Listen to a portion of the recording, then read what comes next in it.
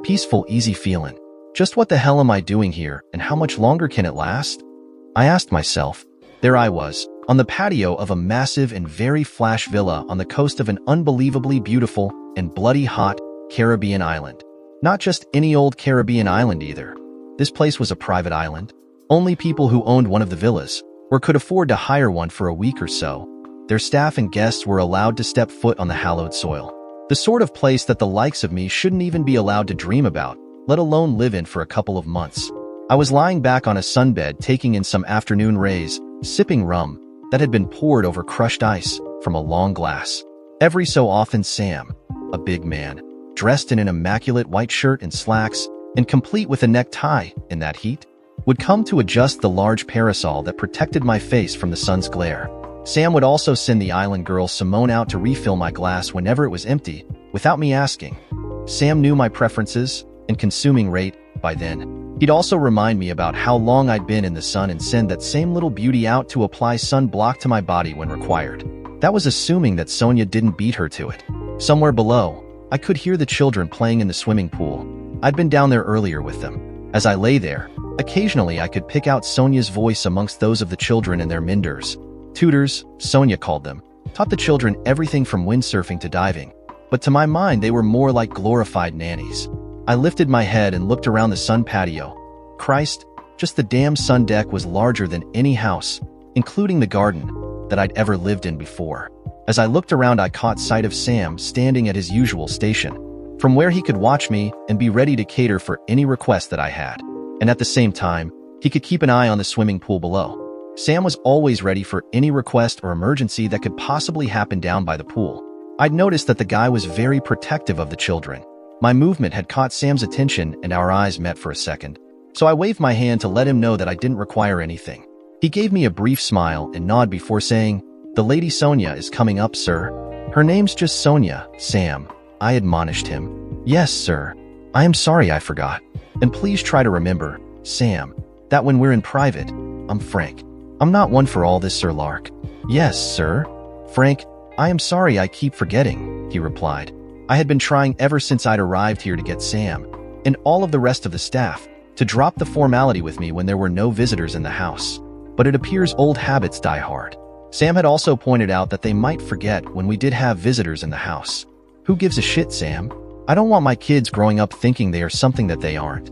You guys are looking after us like bloody royalty, but you're just earning a living like most everyone else in the world has to. And all of you are damned good at what you do. That makes you anyone's equal, I told them. "Yes, sir," Sam had replied. At one time, he tried Mr. Moore on me, but I wasn't happy with that either. Sonia appeared at the top of the stairs that led down to the pool. She smiled at Sam as she headed in my direction. Sam, ever the soul of discretion, started down the stairs toward the pool. He would move to a position about halfway down, where he could see the pool but not what was happening on the patio, although he could hear Sonia or myself if we called him. I marveled once again, as I always did whenever I saw her, at the beauty of the woman walking towards me. This can't last much longer, was the thought that crossed my mind. Sonia was, I'd estimated, about 35 years old, and I swear, by looking at that shapely body of hers, clad as it was in one of the smallest bikinis that I'd ever seen in my life. Sonia had several that size, that no one could discern the slightest evidence that she had borne 3 children some years before. "How's my lover boy? Recovered from playing with the children yet?" Sonia asked, as she tried to tease me with her hands. She knew full well that this would very soon have the effect she desired on me. "Tired, but not from playing with the children this morning, Sonia. You really wore me out after the party last night," I replied. "Ah," she giggled back at me. "But it was a good session last night, wasn't it? Made me feel like a teenager again." "You ain't kidding, girl. Last night you worked me over pretty good. Christ, I don't know how Seymour ever had any energy left to shag Jean." "I wouldn't say that exactly," I replied, remembering back to how Jean had been when she was in bed with me, especially in the last few years, since the children had been born. "Oh, she liked to do it all right, but I wouldn't say she was ever that mad about sex. One climax was always enough for Jean. When she was in bed with me anyway," I added as an afterthought. Actually, Jean was more like some of those blokes you hear about. Only with Jean it wasn't wham bam, thank you ma'am. It was wham bam, thank you man. Or rather, thank you, Frank. She'd say, "That's enough for one night, Frank. I'm tired now." Then she'd roll over and go off to sleep.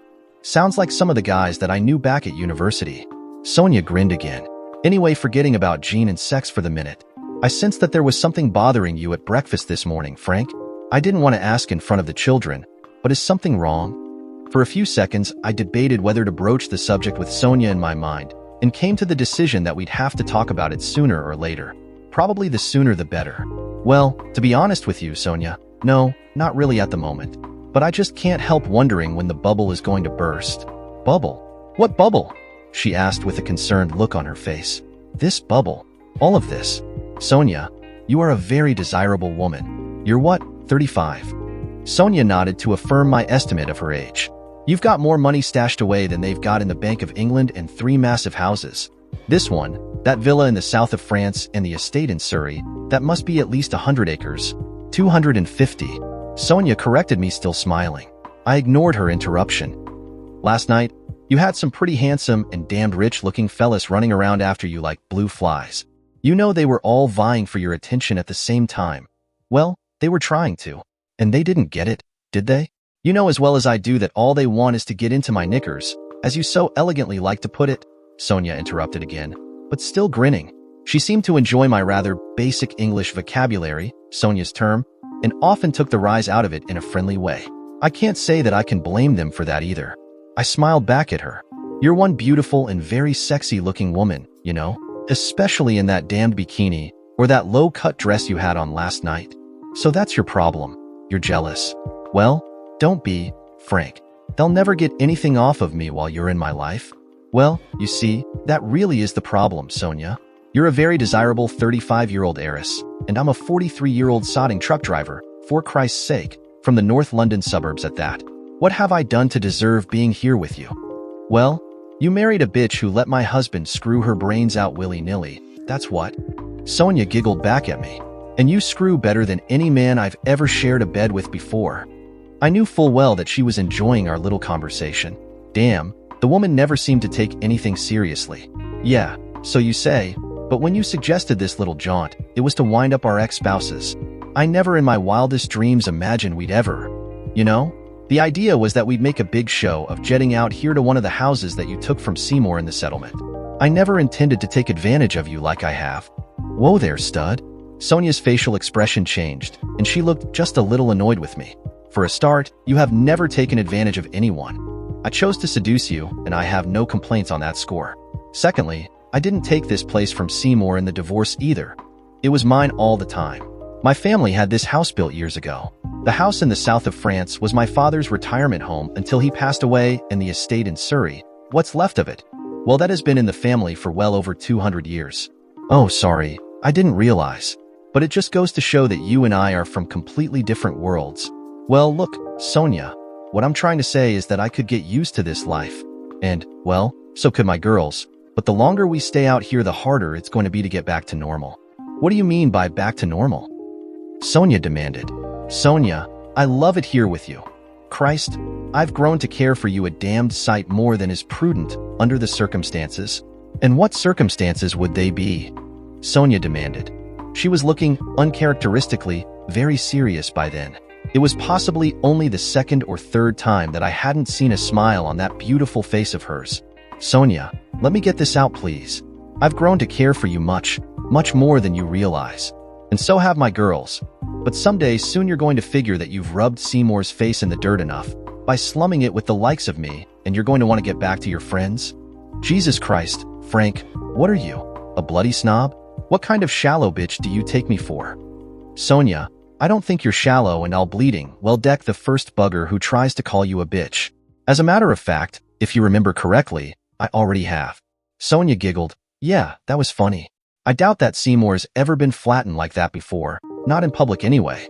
One punch from you, and he went out like a light. Glass jaw, they call it. Seymour might be a big man, but he can't take a punch. Well, he deserved it. He was very insulting at the airport. Sonia, he was telling the truth as he saw it. You led him to believe that you were bringing me out here to screw my brains out in revenge for him carrying on with Jean when, in fact, we had already agreed that the whole charade was just for the press and the children's benefit, and to embarrass Seymour. We never did intend to sleep together, really. Who didn't intend to sleep with whom? I know what I had planned, even if it did mean that I had to use a little bit of subterfuge where someone was concerned. Look, Frank, when I approached you in that transport cafe that day, I soon realized that I'd found, or rather that Jean was about to lose, a real man. I'll admit that when I went there that day, I had only intended to give you the evidence of Jean and Seymour's infidelity. But whilst we were talking, I recognized something in you that none of the other men that I've known in my life had, except maybe for my father. Perhaps I saw some of his character in you as well. He was a good man who thought of everyone else before he thought about himself. You got pretty irate at first when you saw those photographs, but then you got your emotions under control and yes, you mentioned that you'd have to divorce Jean. But your number one consideration was on what effect it was all going to have to Annette and Cheryl, and what possible damage had been done already. It was? I replied. Of course, I could remember the occasion that Sonia was talking about, when an immaculately dressed, very beautiful and quite definitely out-of-place woman walked into Wally's cafe, accompanied by a flunky and a flash whistle. She'd gotten the attention of every damn driver in the place from the second she stepped through the door. The guy in the suit had gestured in my general direction and then went to the counter. Then I'd been totally gobsmacked as the woman strolled over to my table and took a seat opposite me. Frank Moore? She'd inquired, or rather asked me to affirm. It was pretty obvious that she knew who I was.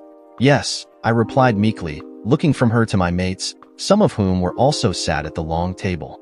To be honest, I was wondering what kind of a practical joke the guys had set me up for this time. I wonder if you would mind giving us some privacy, gentlemen, she'd said, turning to the rest of the guys. Mr. Moore and I have something rather unpleasant and personal to discuss. As they'd already finished their meals, the guys politely acquiesced to Sonia's request and left the table promptly, but not without giving me some very quizzical looks, and a few of them winked at me. I just shrugged. I figured at least one of the guys was bluffing and knew exactly what the woman wanted. How wrong I was. Mr. Moore, we've never met, but my name is Sonia Springfield. I believe that you've met my husband on a few occasions. Indeed, I had met the wanker. He was one of the big knobs at the place where my wife Jean worked. I can't say that I'd ever been impressed by the bugger either. Fancied his chances too much for my liking? Yes, I've met him a few times at the company dues, I replied, with a slightly uneasy feeling in my stomach. Well, I'm afraid I've come here to give you some rather unpleasant information. I thought it only civil to inform you about what's been going on before the balloon goes up. I'm afraid I've got to tell you that your wife and my husband have been having an affair. I don't believe you. I blustered. Jean, cheat on our marriage? No way. She doted on our children and she loved our little house. Christ, she loved me. Well, she was always telling me she did. But for some reason, and almost immediately after that thought had crossed my mind, I began thinking, now Seymour Springfield. Yeah, well, he was the type who'd lay any little tart that he could get his hands on. But my Jean, no way would she cheat on me, not with the likes of him. She just wouldn't. Well, that was the way my mind was working at the time. But somehow, I still don't know why, in my heart, I knew that this woman wasn't spinning me a line. I'm sorry, Mr. Moore, but what I tell you is true, she said, placing a large manila envelope which she'd been carrying on the table before me. See for yourself. There are some photographs of them together in there. I'll warn you though, some of them are pretty disgusting. With more than a little trepidation and even more willpower, I picked up the envelope and peeked at the pictures inside. It wasn't even necessary for me to pull the pictures right out. The first one I saw was of Jean Allwright, a very naked Jean, who was having sex with someone. I couldn't see who the guy was, but it definitely wasn't me. The guy was much too fat. I looked back from the envelope to Sonia Springfield. I have no idea what kind of an expression I had on my face, but it must have been one of extreme shock and anger. I'm sorry, Mr. Moore, but I thought it only fair to let you know what was going on before tomorrow morning when the balloon will go up. Seymour is a very famous man. I'm expecting that pictures of them together will be all over the media tomorrow, after the announcement is made that I'm filing for divorce on the grounds of his adultery with your wife. You might want to make sure that your children do not see the news broadcasts on television tomorrow. I said something in reply, but I can't remember what it was that I did say. Probably I thanked her for her thoughtfulness or something. Mr. Moore, the sleaze that I came in with is my solicitor, Ronnie McIntosh. I can't say that I like him very much, but he's a damned good lawyer. If you should need his services, he'll be only too pleased to take on a divorce case for you as well. I've already spoken to him. He won't charge you too much because I have him under retainer and he can run the two cases together. Well, I think that was the gist of what Sonia said. Neither my mind nor my memory was working properly by that time. Anger does that kind of thing to some people, but I wasn't just anyone. I am a professional driver. My working days were spent on Britain's crowded roads and motorways with anything up to 44 tons up behind me. With the way most of the idiots drive their cars nowadays, cutting us up, not giving the big trucks enough clearance when they pull out in front of us, or pulling back too early into our braking zone after they overtake. I've had to learn to control my emotions. It's a matter of self-preservation. Lose it, and you could pile the truck up. And then those 44 tons will try to join you in the cab and push you straight into an early grave. So pretty soon I managed to get my emotions back under control. Thanks. Yeah, divorce. Yeah, well, looking at these pictures, that's about all I can do. Divorce her, isn't it? I mumbled.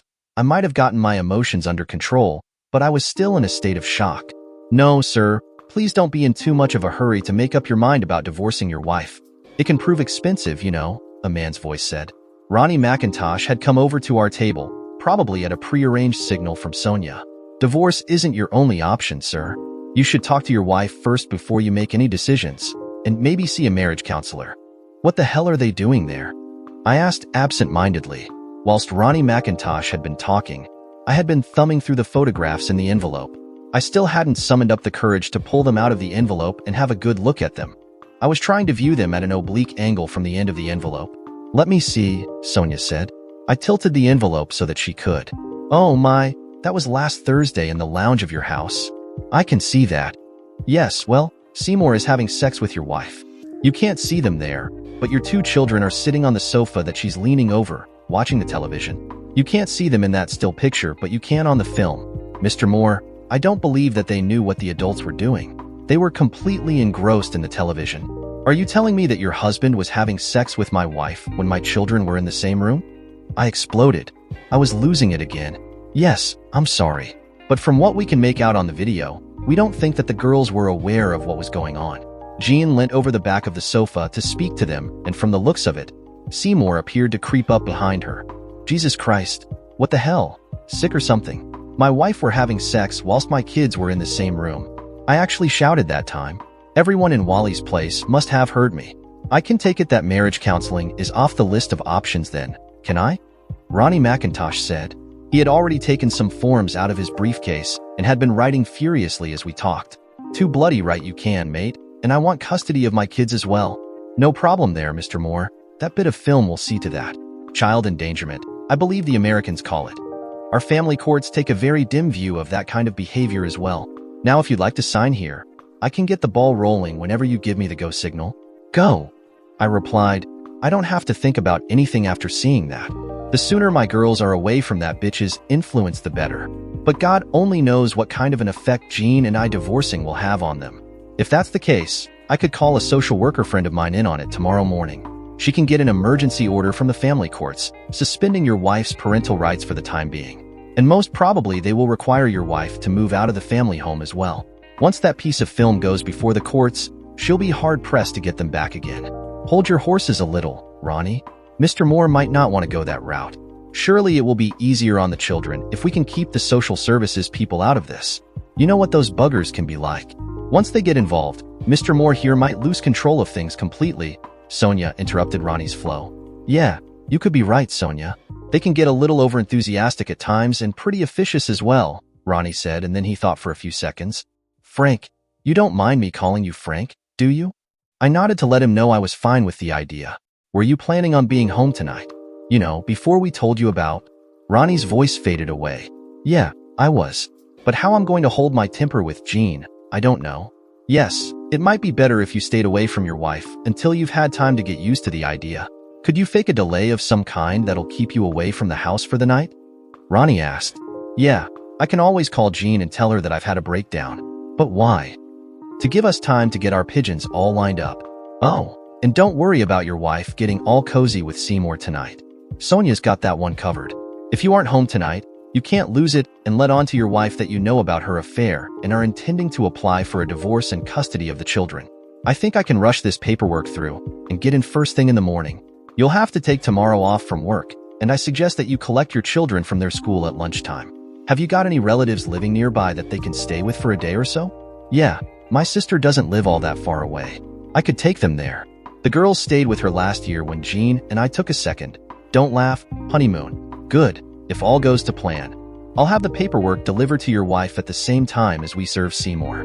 We might have to hang fire on that news conference for a couple of hours, Sonia, he said, turning to her.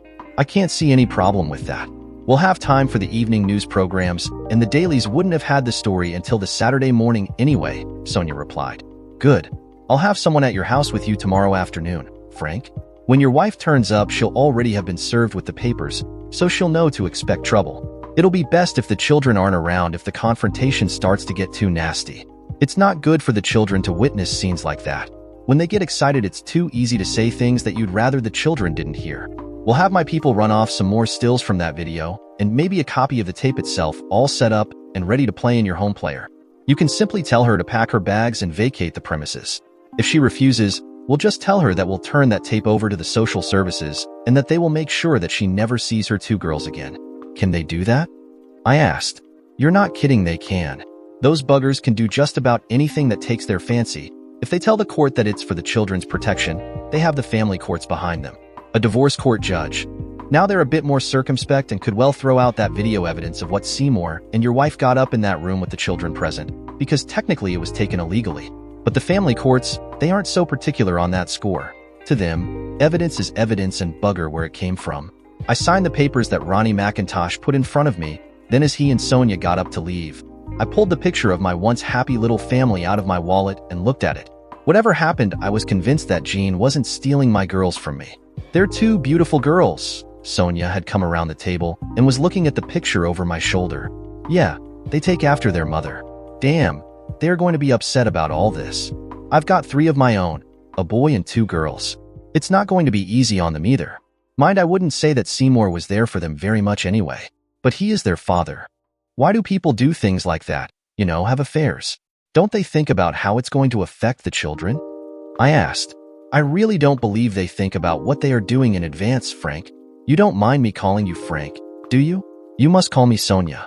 I expect that we'll be seeing each other again, even if it is only in the divorce court, she asked. Most everyone does, I replied. I'm sorry I had to be the one to break this to you, Frank. Ronnie said he'd do it. He's a bloody good lawyer, but, oh, you know, to him it's a job. I thought you might take it a bit easier knowing that I'm in the same boat. Thank you, Sonia. I expect we will meet again, I said, standing to shake her hand. I shook Ronnie's proffered hand as well. They left and I went out to my truck and called my boss to explain the situation to him. I figured that I could trust him. I'd worked for him for some years by then. He even offered to make the call to Jean to tell her that I had had a breakdown and that I wouldn't be home until the next day. But I told him that I would do it. He wasn't quite so happy when I informed him that I wanted the following day and all the next week off work, but he understood my position and that I'd have to make arrangements for the children. The call to Jean went surprisingly easy, too easy when I look back on it. It was as if she didn't give a monkey whether I got home or not that night. Then I chatted with my girls for a little while. That was damned hard to do without getting emotional. That Friday didn't quite go as I had expected or planned that it would. I'd collected the girls from school at lunchtime without any problem and drove them over to my sister's house, having briefed her on the situation earlier in the day. I figured that I was going to need a lot of support from my sister, where the girls were concerned. She'd been through a divorce herself, so she knew the kind of effect losing one parent from the family could have on the children. A woman called Rachel from Ronnie McIntosh's office was waiting at my house when I got back there. Rachel explained that she was a solicitor who specialized in divorce and child custody cases. It appeared that Ronnie McIntosh was the big cheese at the office, and he had people who specialized in all the different areas of the law working for him. Rachel was a very good-looking woman and probably in her late 40s or early 50s. She sounded very pleasant, but sometimes when she spoke there was a hardness about her words that made me think she could handle just about any situation. I think she was a lot less surprised as the day's events unfolded than I was. Just after 2 o'clock, Rachel received a phone call from Ronnie, who had presented both the lovers with their copies of the divorce petitions when they had returned to the office after having lunch together. That was when we, or rather I, discovered that things weren't going to go exactly as we'd expected. From what Rachel relayed to me, Jean and Superstud were both pretty surprised at being presented with the petitions, but they had soon recovered their composures. Jean had said something to Seymour about it, moving the schedule up a little, and they'd both smiled, although Ronnie thought Jean looked a lot more confident than Seymour did. He's a businessman who likes to be in control. We've wrong-footed him, and he doesn't like it a bit, Rachel informed me confidently. I'll bet he's running around now, like a tit in a trance trying to figure out how he can get back into the driving seat. Shortly, Rachel received another call and was informed that Jean and Seymour had left the company offices together and had gone to a solicitor's office. Might have guessed it. Harcourts, they specialize in divorce and are very expensive, Rachel announced, with a smile on her face. I like a good fight, and we've got them by the balls on this one. The smile on her face turned into a grin. But I think we'd better take some precautions, she added. Then Rachel went out to her car and returned with 2 more briefcases. She brought a small one in with her when we'd entered the house. From the larger of the 2 new cases, she took a book, which she hid amongst the others already on the bookshelf in the lounge. A small ornament she placed among the others on the mantelpiece in the dining room. "Do you smoke?" she asked me. I told her that I did, but that I was trying to give the habit up. Rachel then inquired which brand I smoked and asked me for my cigarette lighter. She took the lighter and placed it on top of a packet of the same brand of cigarettes that I smoke, which she'd also extracted from her briefcase, on the side worktop in the kitchen. "There, that should cover all the likely places." She grinned. I must have been looking confused. "Microphones," she grinned at me. "It's useful to have a record of everything that's said on these occasions, especially if Harcourts are concerned. I'm expecting one of his people to arrive here with your wife, and he definitely will be wired. So hold your emotions in check, please. I should imagine that they were planning on mental cruelty or accusing you of being a wife beater. You're guilty of neither, I assume?" "Do what?" I replied. I had no idea of what Rachel was talking about. "Frank, your wife took it much too easily. I believe she was planning on dumping you in the very near future. Didn't you hear me regarding what she said about moving the schedule up a little?" "Oh, God. You think that Jean was planning to divorce me?" "Yes, I very much suspect that Seymour and Jean were planning on dumping you and Sonia and setting up house together. Sonia did say that she thought someone was watching her in Paris earlier in the year. I should imagine that Seymour was trying to catch her cheating. He'd do much better out of a divorce if he had some evidence that she'd strayed." "Do you think that Sonia has, had an affair?" I inquired. Rachel must have known this Sonia woman much better. Frank, I wouldn't take it on myself to speculate what Sonia gets up to. She was a real girl in the old days, led her father a real song and dance at times. Then she took up with Seymour, and I think she's been the picture of virtue since. But anyone can have an affair, believe me. The circumstances just have to be right, that's all. When it comes to love and fidelity, who can you trust in this world? That's being a little pessimistic, isn't it? I suggested. You think? Well, a few years back now, one of our clients' loving wife framed her husband for the murder of her own lover's wife. When the husband eventually got out of prison, she tried to kill him as well. Oh, and she'd murdered her lover's wife and then killed her lover at the same time as she planned to kill her ex-husband. She was probably insane, but the husband had no idea that she'd been cheating on him all along. He thought she loved him. "Oh, hell, sorry. Pardon my French," I said when I heard that story. "Seemed to me like you can't trust anyone. Don't mind me. You'd be hard-pushed to say anything that I haven't heard before," Rachel said in reply to my apology for my unintended bad language. "That came from working in the real world. There'll probably be some real colorful language flying about when your wife finally shows up here anyway. There normally is on these occasions." Later, whilst I was paying a call of nature, Rachel received yet another call and was informed that Jean and Seymour had been to the girls' school. Rachel was in the process of calling the police to arrange for a patrol car to come to the house as I came back down the stairs. I believe that she will have a gentleman with her by the name of Seymour Springfield. Should Mr. Springfield try to enter the house with Mrs. Moore, which I am pretty sure he will, then I'm convinced that it will lead to a confrontation with Mr. Moore and a breach of the peace. Rachel stopped speaking while she listened to what whoever was on the other end of the line had to say. "Yes, Mr. Moore is the householder here. This is his house and his permanent place of residence. Mr. Springfield is the person Mrs. Moore has been having an affair with." There was a pause before she continued. "No, for various reasons. I believe that it will be Mrs. Moore who moves out of the matrimonial home." There was another pause. "Yes, that's what I thought. His presence alone would most likely lead to a nasty and possibly violent confrontation with Mr. Moore should he try to enter the house." She continued after another short pause. "Thank you, officer."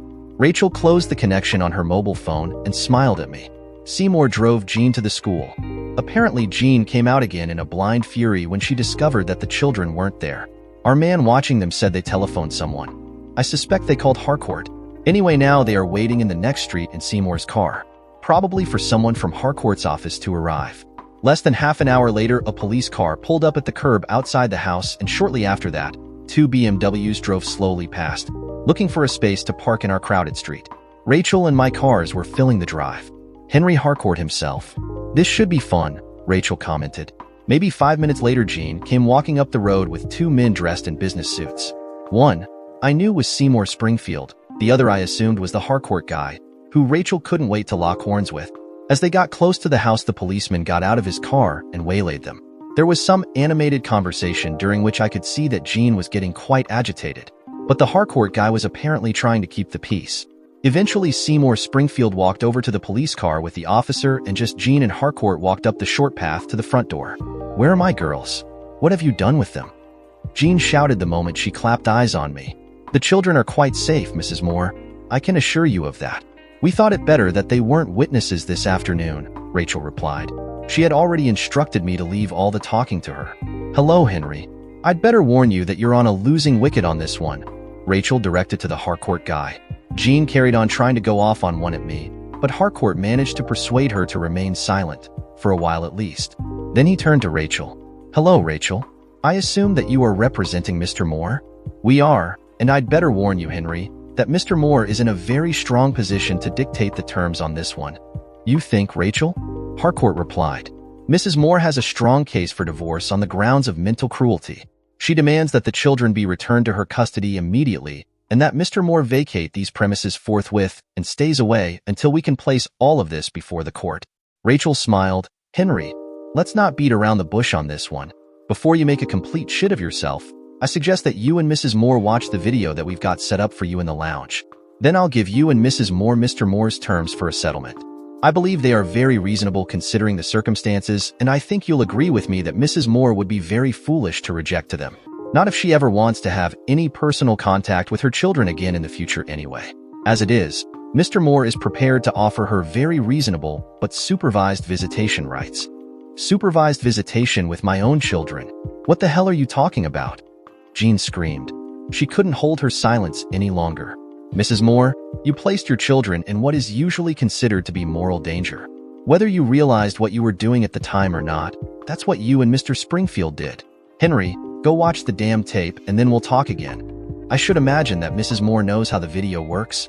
Oh, and you can keep that copy of the tape for your records. We'll wait in there," Rachel said, and then she walked past me into the kitchen. I followed her like a little lamb. We hadn't been in the kitchen very long before we heard a stifled scream come from the lounge, where the TV was situated. Rachel gave me that wicked grin of hers again. About 10 minutes later, Henry Harcourt came into the kitchen, followed by a rather sheepish, but at the same time, very angry-looking Jean, who had the videotape clasped tightly in her hand. I still wonder whether Jean's face was so red because she was embarrassed, or because she was angry. How she managed to hold her tongue, I don't know. Mrs. Moore informs me that that recording was made in her own home without her knowledge or consent. The recording of it was a blatant invasion of her personal privacy, Harcourt said. So if you are intending on trying to use it in the divorce proceedings, Rachel, you're out of luck. I'm sure that any judge won't allow it to be entered as evidence. Immaterial, Henry.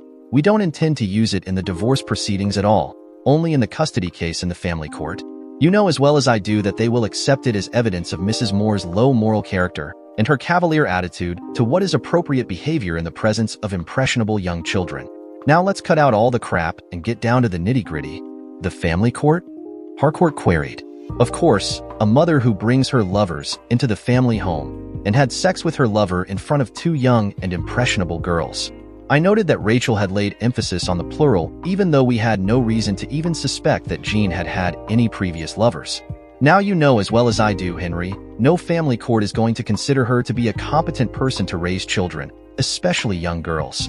The girls didn't see what Seymour did, Jean started to say, but her brief stopped her and told her not to say anything. Then they both returned to the lounge for a while.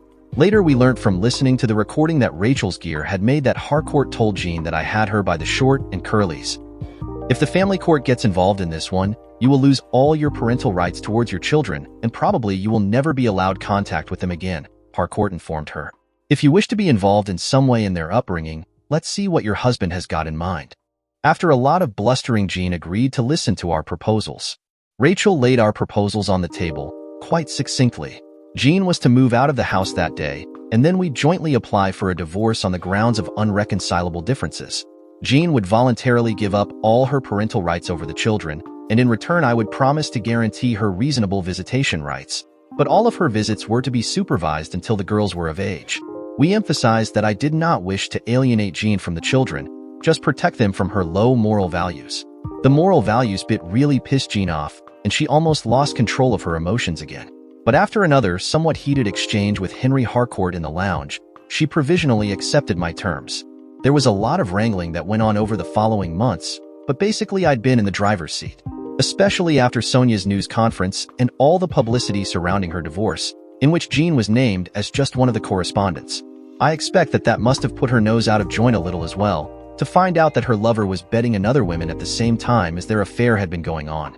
Jean wasn't too happy about the child maintenance that I demanded she pay me either. Jean's salary had been far in excess of mine for some time by then, even when she'd been working part-time in the office. Once she didn't have the children to rush home for in the afternoons, it must have gone through the roof.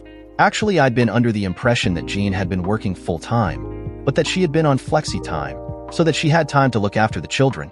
It had also explained to me the numerous times that she had to return to the office in the evenings and on weekends. Yeah, well, once I'd learned about her affair with Springfield, it was obvious what she had really been doing. But like most husbands and wives come to that, I had no reason to disbelieve anything Jean told me until Sonia walked into Wally's cafe that day. I certainly hadn't noticed any drastic change in Jean's behavior towards me in the preceding months or years. There had been the usual slowing down of the old lovemaking bit, but doesn't that happen in all marriages as the children become more mobile and aware of that kind of thing? Jean never did apologize for cheating on our marriage. Actually, on the first few occasions that she came to visit with the girls, I noticed a disdain and hostility in her attitude where I was concerned. The term, truck driver, was mentioned several times. So I have to believe the reason that Jean strayed in the first place was because she'd come to the conclusion that she'd married Bello herself, possibly mixing with all those hooray Henrys in her office in the city, with their big cars, inflated salaries, and even bigger egos, had given her delusions of grandeur. Anyway, I thought that the girls took their mother's departure from the family home surprisingly well. It was to be years later that I discovered that they had suspected that their mother was, to put it mildly, misbehaving. Now for a 7-year-old and 9-year-old to work that one out between them doesn't bode well for my observations of what had been going on in our family home. Although I never did discuss Jean's infidelity with the girls openly, but over time I did learn that Jean and Uncle Seymour got progressively bolder in the months before the shit hit the fan.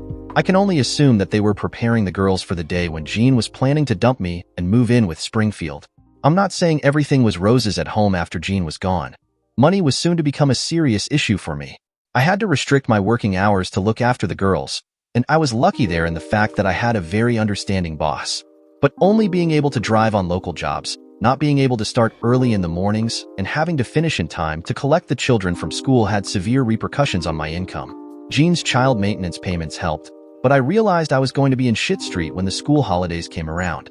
My girls were far too young to leave on their own during the day. My sister helped with minding the children, where she could.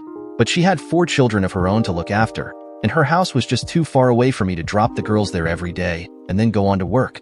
We toyed with the idea of buying a larger house together.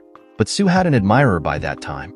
John was a nice guy, and we had hopes, which were eventually came to fruition, that he'd make a better husband for her than her first one had. I had little choice than to stop working during the school holidays that were all too soon upon us and live on my savings for a while. I think that I had it roughly worked out that I could, by lowering our lifestyle somewhat for a few years, until the girls were old enough to be left to their own devices during the day, make it through the next few years. And of course my social life would have to take a complete dive. Rachel kept in close touch. She also took to dropping in during the evenings, usually with her husband in tow. She admonished me numerous times for not taking her advice and demanding spousal support from Jean when I'd had the opportunity. I think that possibly male pride had played a part in that decision of mine. Rachel's husband even took me down to the pub a couple of evenings for a pint, while she stayed at my house with the girls. One thing that Rachel always seemed to mention somehow whenever she visited, and even when we spoke on the telephone, the divorce was still in progress at that time, was that Sonia had inquired after the children and me and how we were getting on. To be honest with you, I'd almost forgotten about the woman's existence. After all, although our spouses had been cheating together, that was about the only thing we had in common. My divorce was progressing pretty quietly, whilst Sonia's was hung up in the courts and was also slapped all over the newspapers and on TV. I avoided reading those papers and watching the news broadcasts on TV because I didn't want my girls to see or hear their mother's name being mentioned all the time in such a context. But the girls weren't daft, as I said. I was to learn later that they had a very good idea of what kind of character their mother had. But to my knowledge, they never heard me run Jean down once. With Sonia's help, I'd won the war. I had no intention of losing the peace by trying to alienate the girls from their mother. Rachel and her husband had become regular visitors at my house. A professional couple who had married late in life. I think they'd kind of adopted my two girls as grandchildren. I was pleased about that, because the only family I had alive was my sister. On a couple of Saturdays, Rachel and her husband took the girls out for the day, to give me a break, Rachel said. On one of those occasions when they'd gone to the zoo, or it might have been to the museums in Kensington, the girls mentioned some new friends they'd made that day. I'll admit now that I didn't pay as much attention to those new friends as maybe I should have. And so, on my daughter Cheryl's 10th birthday in early April, I was completely taken by surprise by the events of the day. Jean had come to the house for Cheryl's birthday party that my sister Sue had arranged. Well, it was little more than a formal tea, really. Sue had brought her own children and the new man in her life along with her. He and I had spent most of the time that Jean had been in the house out in my garage cum workshop. I'm afraid you could cut the atmosphere with a knife when Jean and I were in the same room together. Cheryl hadn't invited any of her school friends. I think she had been a little dubious about advertising the fact that her mother no longer lived at home, especially because Jean had the habit of getting Seymour Springfield drop her off at the house when she came to visit the children. Jean had her own company car, so I'm not quite sure of why she insisted on having Seymour do that. Maybe it was to rub my face in the fact that she was living with him. But then again, it could have been pure thoughtlessness about the amount of embarrassment it caused her daughters on Jean's part. All day Susan had been hinting that other guests were going to arrive later in the day, but she was being very vague about who they were. I'm not sure why I figured that it would be Rachel and her husband, who had gotten very attached to my two little tykes in the previous couple of months, but I suspected that was who it was going to be. Anyway, surprisingly early in the afternoon, Susan served Cheryl's birthday tea. We had all managed to sit at the same table together to eat it and cheer as Cheryl blew out the candles on her cake. Then I'd retreated to the kitchen, in theory to do the washing up, in fact, to get out of Jean's company. I did note that there seemed to be rather a lot of Tupperware boxes, full of cakes and things in the kitchen, that hadn't been touched yet. On closer inspection, I figured that there was enough food there for another birthday party. Whether by previous plan or because Jean had taken the hint from Susan, I'm not sure, but Springfield arrived around 5 to collect her. He didn't come up to the house. He never got out of his car when he dropped Jean off or collected her. He just sat out in the street and sounded his car horn. It was as Jean was walking out to the car that Rachel and her husband came walking along the road. The parking problem had caused them to park further down the street. Cheryl, Annette, and I were watching Jean's departure from the front door. Now, the thing that I was having trouble understanding at the time was that Rachel and her husband had 2 children with them. And what's more, Springfield appeared to be taking a great interest in them. So much so that he actually got out of his car and said something that I didn't catch. At first I thought he was talking to Rachel, but then one of the little girls who was holding her hand called out, "Hi, Daddy," and waved at him. But by that time, Seymour Springfield's attention was on the people following Rachel who I hadn't seen yet. It was Sonia and her other child. Sonia and the young boy both waved at Springfield, Sonia also giving Jean, who was still standing beside the car, a big smile. "Thank you. I think I've got the better end of the deal," I heard Sonia call out. At the time, I didn't really understand what she was talking about. I thought she was referring to having gotten rid of her husband. Jean looked absolutely livid about something. She got into Seymour's car and slammed the door, then leant across the seats to say something to him. He waved at his children again before he got back into the car and drove away. The expression on Seymour Springfield's face had been one of total confusion, though. "Sorry, I had hoped they'd be gone before we got here," Rachel said when she got to the door. "Sonia has been wanting to speak to you for weeks, Susan, and I thought it would be nice if her children came to Cheryl's party. They got on so well together the other day." I gave Rachel my, "What the hell are you up to now, girl?" look, and she grinned back at me with that wicked grin of hers. Her husband gave me the, "I've got nothing to do with this" look that us guys use when our wives are not under our control. "Hi, Frank. May we come in and join the party?"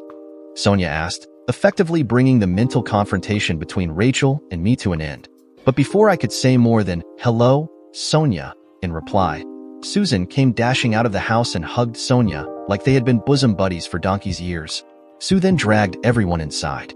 We thought Cheryl deserved to have some other children at her party. Sue informed me a little later when we got a minute alone. Cheryl is still a little reticent about bringing her school friends home. You know, what with everything. Mine have been through it all, but that was a couple of years ago. We thought that Sonia's children are in the same boat as your two. so we thought it would a good idea to invite them along so they can commiserate with each other. Then she dashed off to continue sorting the catering for our new guests out. Cheryl and Sonia's 10-year-old son, Dominic, who appeared to be known by everyone as Tadpole, seemed to hit it off remarkably quickly. Had they been a couple of years older, I might have had cause to worry. Annette, Sheila, Sue's eldest, and Sonia's 8-year-old twins seemed to take to each other straight away as well. Susan's younger children were in a world of their own anyway. I'd say that after Sonia's crowd arrived, it turned into a proper children's birthday party, although Rachel and her husband seemed to organize all of the children's games. They obviously loved children. I discovered later that both being into their careers when they were younger, they'd married quite late in life and had been unsuccessful in having children of their own. Consequently, they liked to play surrogate grandparents to any children that their friends had. "How are you bearing up?" Sonia suddenly asked from behind me when I'd slipped out into the garden for a quick smoke. I never smoke in the house. I think she must have made me literally jump because she was giggling a little when I turned around to face her, as well as can be expected under the circumstances. "How are things with you?" I replied. "Not much different, really. Seymour was never home much lately anyway, always trying to swing another dodgy deal or the other, or so he said. More likely he was." "You weren't suspicious of him then?" I asked. There was something in the way Sonia had replied that made me suspect that she had been. I was a fool when I fell for Seymour's line of bull in the first place. He had me completely under his spell for a long time. I should have known that I couldn't trust the bugger. When a person can be as two-faced as Seymour is in his business dealings, I should have wondered what his true feelings for me really were. I don't think my father ever liked or trusted him either. Am I glad Daddy took the precautions he did with my inheritance? God, the man's a real slimeball. In a way, I feel sorry for your wife. She doesn't know what she's let herself in for in the long term. Well, I don't. Serves her bloody right for what she's done to me and the girls. I must have been blind. I had no idea that she was playing around on me. When he wants to be, Seymour can be bloody charming, Frank. Christ, that man could charm the birds out of the trees, if he wanted to. I doubt that your wife knew what hit her, but she'll come down with one hell of a bump eventually. If she's got any sense, she'll keep her job. She's damn good at what she does, you know? Is she? Or did she only get where she is because of her association with your husband? Oh, no. More like the other way round, I should think. Seymour doesn't have a controlling interest in that firm, and Jean is good, even if she doesn't realize it. She holds a lot of influence with the board members. They recognize talent when they see it. I should imagine Seymour decided to hook up with her for nefarious reasons. I don't know what kind of look I gave Sonia when she said that. To be honest, I wasn't even sure of what Jean did at her office. Neither of us had, as some folks put it, taken our jobs home with us. Maybe that had been a mistake and we drifted apart because of it. I told you, Frank, he's a real slimeball. Seymour will try just about anything to get an edge in business. I'm damn sure that's why he married me in the first place, because my father was the chairman of several companies that Seymour held directorships of at the time. But my father had a really serious heart attack a few years back and retired to the south of France. Knowing Seymour, that's probably when he considered I was of little further use to him. What with the way my father tied up my inheritance and all before he died, so that Seymour couldn't get his hands on it. I think I must have offered my condolences on her father's death at that point, and the subject of conversation changed to our parents and what few relations we both had still alive. After that, we talked about our children and the hopes we had for their future and my disappointment in Jean's cheating. Sonia told me that she didn't go out to work. A strange smile came on her face when I said that she was a stay-at-home mom. An even bigger smile came over her face when I said that I didn't blame her, what with all the hassle of looking after the home and 3 children. Sonia was still smiling when Susan came out of the house to find us and informed us that Tadpole was looking for his mother. "Mr. Moore, can Cheryl and Annette come over to our house tomorrow? I want to teach her how to dive," Tadpole asked me the moment we walked in the door. I assumed that the her he was referring to was Cheryl, and I very much suspected that teaching her how to dive was going to consist of Tadpole showing off his own prowess on the diving board. Sonia had told me that was where Dominic had got his Tadpole nickname. Once he had learned to swim, she had trouble keeping him out of the pool. "Sure, if they want to and your mother doesn't mind, I can't see why not," I replied. "Susan, why don't you bring your children over as well? I'm sure they'd enjoy playing in the pool," Sonia immediately asked my sister. "You can all come for lunch." So the following morning found me with my 2 and Susan's eldest in my car, following John, who apparently Sonia had given directions to her house to, with Susan and her other 3 in his car, round the country lanes of deepest Surrey. It wasn't at all warm that day, although it was quite sunny. I'd mentioned the temperature to Susan when we'd met up at her house. She just replied that the pool must be heated or Sonia wouldn't have invited the children over for a swim. I was just beginning to think that John was completely lost when he turned off the road, through an arched gateway and into the drive of a bleeding great country house. I had been expecting a fairly large house if it had its own pool in the garden, but nothing like this bloody place. There was even a gatehouse beside the entrance arch. I wasn't sure we had gone to the right house, until Tadpole and the twins came running out of the front portico when we finally arrived at the end of the drive. All the children piled out of the cars and disappeared into the mansion as Sonia made her appearance. There was something about the woman that I couldn't get my head around. She was dressed in a pair of cut-off denims and a blouse. She somehow managed to look so elegant in that attire. It struck me that, whatever the woman wore, she always managed to look like she was about to step out on the catwalk at a fashion show. Sonia led us through the house and out into a rather large cast-iron conservatory. Well, I assumed it had been a conservatory once. Now it sported a large indoor swimming pool that 3 young people, a boy and 2 girls, were splashing about in. Sonia told us they were the offspring of some of the people who lived on the estate. I noted that she didn't refer to them as workers. They were college students at the time, but on the weekends and during the holidays they liked to come up to the house and help keep the children amused, she informed us. All 3 were formally introduced to us, before the children came rushing back down from wherever Tadpole and the twins had taken them to get changed. At the time, I didn't think much of it, but I got the feeling that the boy, Jeremy, was sizing me up. I didn't really notice either that both of the girls sought me out for a chat at one time or another during the day, and afterwards they would spend a few minutes in quiet conversation with each other. Nothing much else of note happened that day, except I, like all the other adults, was persuaded to don a swimsuit at some time during the afternoon. Sonia supplied them from somewhere. I could only suppose that she held a stock of the things for guests to use somewhere in the house. Oh, yeah. One other thing I noted was that Susan's guy, John, couldn't keep his eyes off of her figure. Susan's, that is, once she squeezed herself into the bikini that Sonia supplied her with. Well, I think that was what he was gawking at. Whatever, the bikini that Susan chose must have done the trick, because she called me the next day to tell me that John had asked her to marry him when they got back to her house that night. I'd liked John from the moment I had met him. God knows where my sister picked him up, and I could tell he was a thoughtful bloke because the next time I saw him the cherished BMW 3 Series was gone, replaced by a people carrier in which he could transport Susan and all 4 children around, in comfort and safety. Everyone had appeared to enjoy themselves at Sonia's house. Well, it was a different world to us. Anyway, after that weekend, it became a regular thing for Sonia and her 3 to turn up at my house on Saturdays, and on Sundays my 2 girls and myself would go over to Sonia's house. Most often John, Susan, and the children would be invited to Sonia's house on the Sunday as well. Since Jean had been gone, they nearly always turned up at mine on Saturdays anyway. During our visits to Sonia's house over the following weeks, we did meet a couple of her relatives.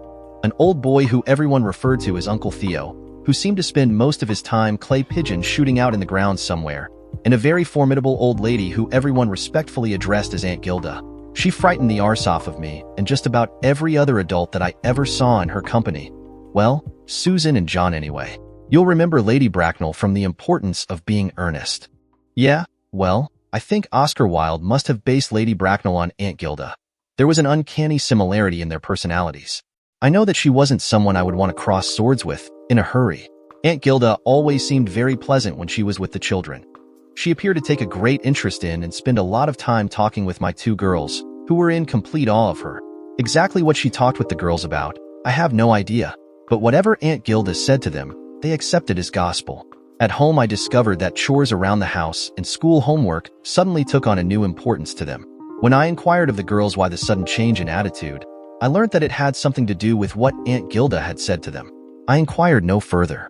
All signed and sealed, Rachel said, handing me an envelope as I opened the door to her one evening. The judge only made one order, and that's that he considers Jean's reasonable access to the children shall consist of not less than 65 visits a year. Basically, once a week and on their birthdays and public holidays, and the like. She grinned. I thought with the mutual petition we were keeping custody out of the court? I replied, as I led Rachel into the kitchen and began pouring her a cup of tea. We were, but the judge wanted to know what arrangements had been made concerning them. He's a nice old boy, so I told him what we had on Jean and Seymour. Henry wasn't too pleased about that. Anyway, he decided to add it into the decree that Sonia's visits must be supervised by a responsible person and on no account could Seymour be present, even if she marries him in the future. So that's it. We're divorced then? I asked. To all intents and purposes, yes. It will be a little while before the paperwork's complete. It all has to be rubber stamped yet. But as far as you're concerned, you are a free man from today, and Jane has to pay the child support monthly or risk the wrath of the courts. Thanks, Rachel. Now I suppose I'll have to look forward to receiving your bill. No, the judge took care of that as well. Once he'd asked about what arrangements had been made for the children, he looked at all the paperwork that I just happened to have with me. He saw your projected income and what Jean's raking in. That's when he decided to formalize the child maintenance payments. And when I told him that you were not asking for any maintenance for yourself until the girls were of age, you would have gotten that, some cash to tide you over until you could go back to full-time work. Anyway, the judge decided that Jean should pay your legal expenses. Thanks, Rachel. I'm not on Poverty Street yet, but I'm going to have to keep a close eye on the cash for a few years. Rachel went on to chastise me for not taking Jean for everything that I could. That's the trouble with some of you guys. Your bloody pride gets in the way of your common sense. Jean would have taken you for every penny she could. Don't you worry, Rachel admonished me. You're probably right, Rachel, and most likely Jean would have tried to make it difficult for me to see the girls as well. But I'm not Jean. I'm Frank Moore.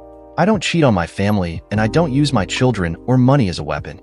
I don't suppose the silly woman will ever realize what a catch she lost in you. Looking back, I think Jean always wanted a big fish with plenty of money, not a tiddler like me. I'm quite happy in my little pond, and I need to find the kind of woman who'll be happy to share it with me. What makes you say that, Frank? Oh, I don't know. The little things, like Jean always being envious of people who had newer cars and bigger houses. She was never blatant about it, but I could always sense the envy in her. Well, she's got her big fish, but I wonder if she got a strong enough net to keep him in. Rachel grinned. I wondered how long it would last as well. After all, from the hints I'd picked up from Sonia, it was extremely doubtful that Jean was Seymour's first extramarital affair, and there's the old saying, once a cheat, always a cheat. It was the following weekend that Susan and John announced their wedding date. Maybe I was a little worried that they hadn't known each other all that long, but in the long term, John turned out to be a great husband and surrogate father to Susan's children, who by then hadn't laid eyes on their real father for 3 years. He'd turn up now and again in the following years, but not very often. Anyway, a week or so after Sue had made the announcement, Sonia asked where she and John were planning on going for their honeymoon. A honeymoon? You've got to be joking, Susan replied. Who'd be dumb enough to look after the terrors whilst we were away? Well, they could come and stay here with the children and me. Or better still, if you move your wedding back a couple of weeks until the schools break up, they could come to the villa with us, Sonia said, then turned to me. You and the girls could come along as well, Frank. I think they'd enjoy it over there. I know that Tadpole and the twins would love having them along. Over where, Sonia? Where is this villa of yours? On an island in the Caribbean, Sonia replied rather vaguely, and before I could ask more, she went on to Sue and John. Hey, better than that, there is a guest house in the grounds. You and John could use that. It'll give you some privacy most of the time, and your children can stay with Frank and me up in the villa. Then the children would be able to see you every day, but you'd be on your own at night. By that point, the snowball was rolling down the hill on its own accord and getting bigger every second. One of the children must have overheard what we had been talking about, and the next thing you know, it's all a done deal as far as the children were concerned. Disappointing them, I felt, was not an option. Although I thought that the airfares were going to make a bleeding great dent in my bank account, I think I vented my spleen a little at Sonia later. I'm sorry, Frank, I just got carried away. I like Sue, and John's a great guy taking on a ready-made family like that. Not every guy would do that. I just thought it would make their honeymoon something special. You know, a couple of weeks in the Caribbean for free. Not exactly free, Sonia. There's the cost of getting there and back again, I reminded her. Now, this concern is about travel expenses. It isn't really about Sue and John, is it? Rachel told me that you're feeling the pinch a bit. But don't worry about the flights, Frank. I'll sort them out for everyone. I don't think that's a good idea, Sonia, I started to say. Frank, before you say anything else, my father was one of the biggest individual shareholders in the airline. All those shares are still in the family, and I get a whacking great discount whenever the children and I fly out there. On top of that, with the size of the party flying out, we'll get an even bigger discount. So please put your masculine pride away for once. It's got nothing to do with pride. Come off it, Frank. Don't you think I know you by now? But I'll be honest with you. I had an ulterior motive for inviting you, Cheryl, and Annette along. Besides Tadpole believing that Cheryl is a private gift from God to him, he'd already said that he wanted to stay with Aunt Gilda this summer instead of going out to the villa, which means he must really be serious. Sonia stopped talking and smiled at me. Yeah, I gathered that they are getting sweet on each other, but they're barely 10 years old, I replied. Children grow up a lot sooner than we did in this modern age, Frank. Tadpole might change his mind later when he discovers how much of her mother Cheryl has in her. But what's this ulterior motive you have for inviting us out there? Sonia grinned again. Well, you are well aware that my soon-to-be ex-husband is shacked up with your ex-wife, right? I nodded that I was aware of the fact. You might not have heard about it, but all is not as well as it could be in the new household. How do you know that? Trust me, Frank, I have ways of finding these things out. Jean is holding Seymour on a very tight leash, and he doesn't like it a bit. How the hell is she managing to do that? If someone like you couldn't keep him under control.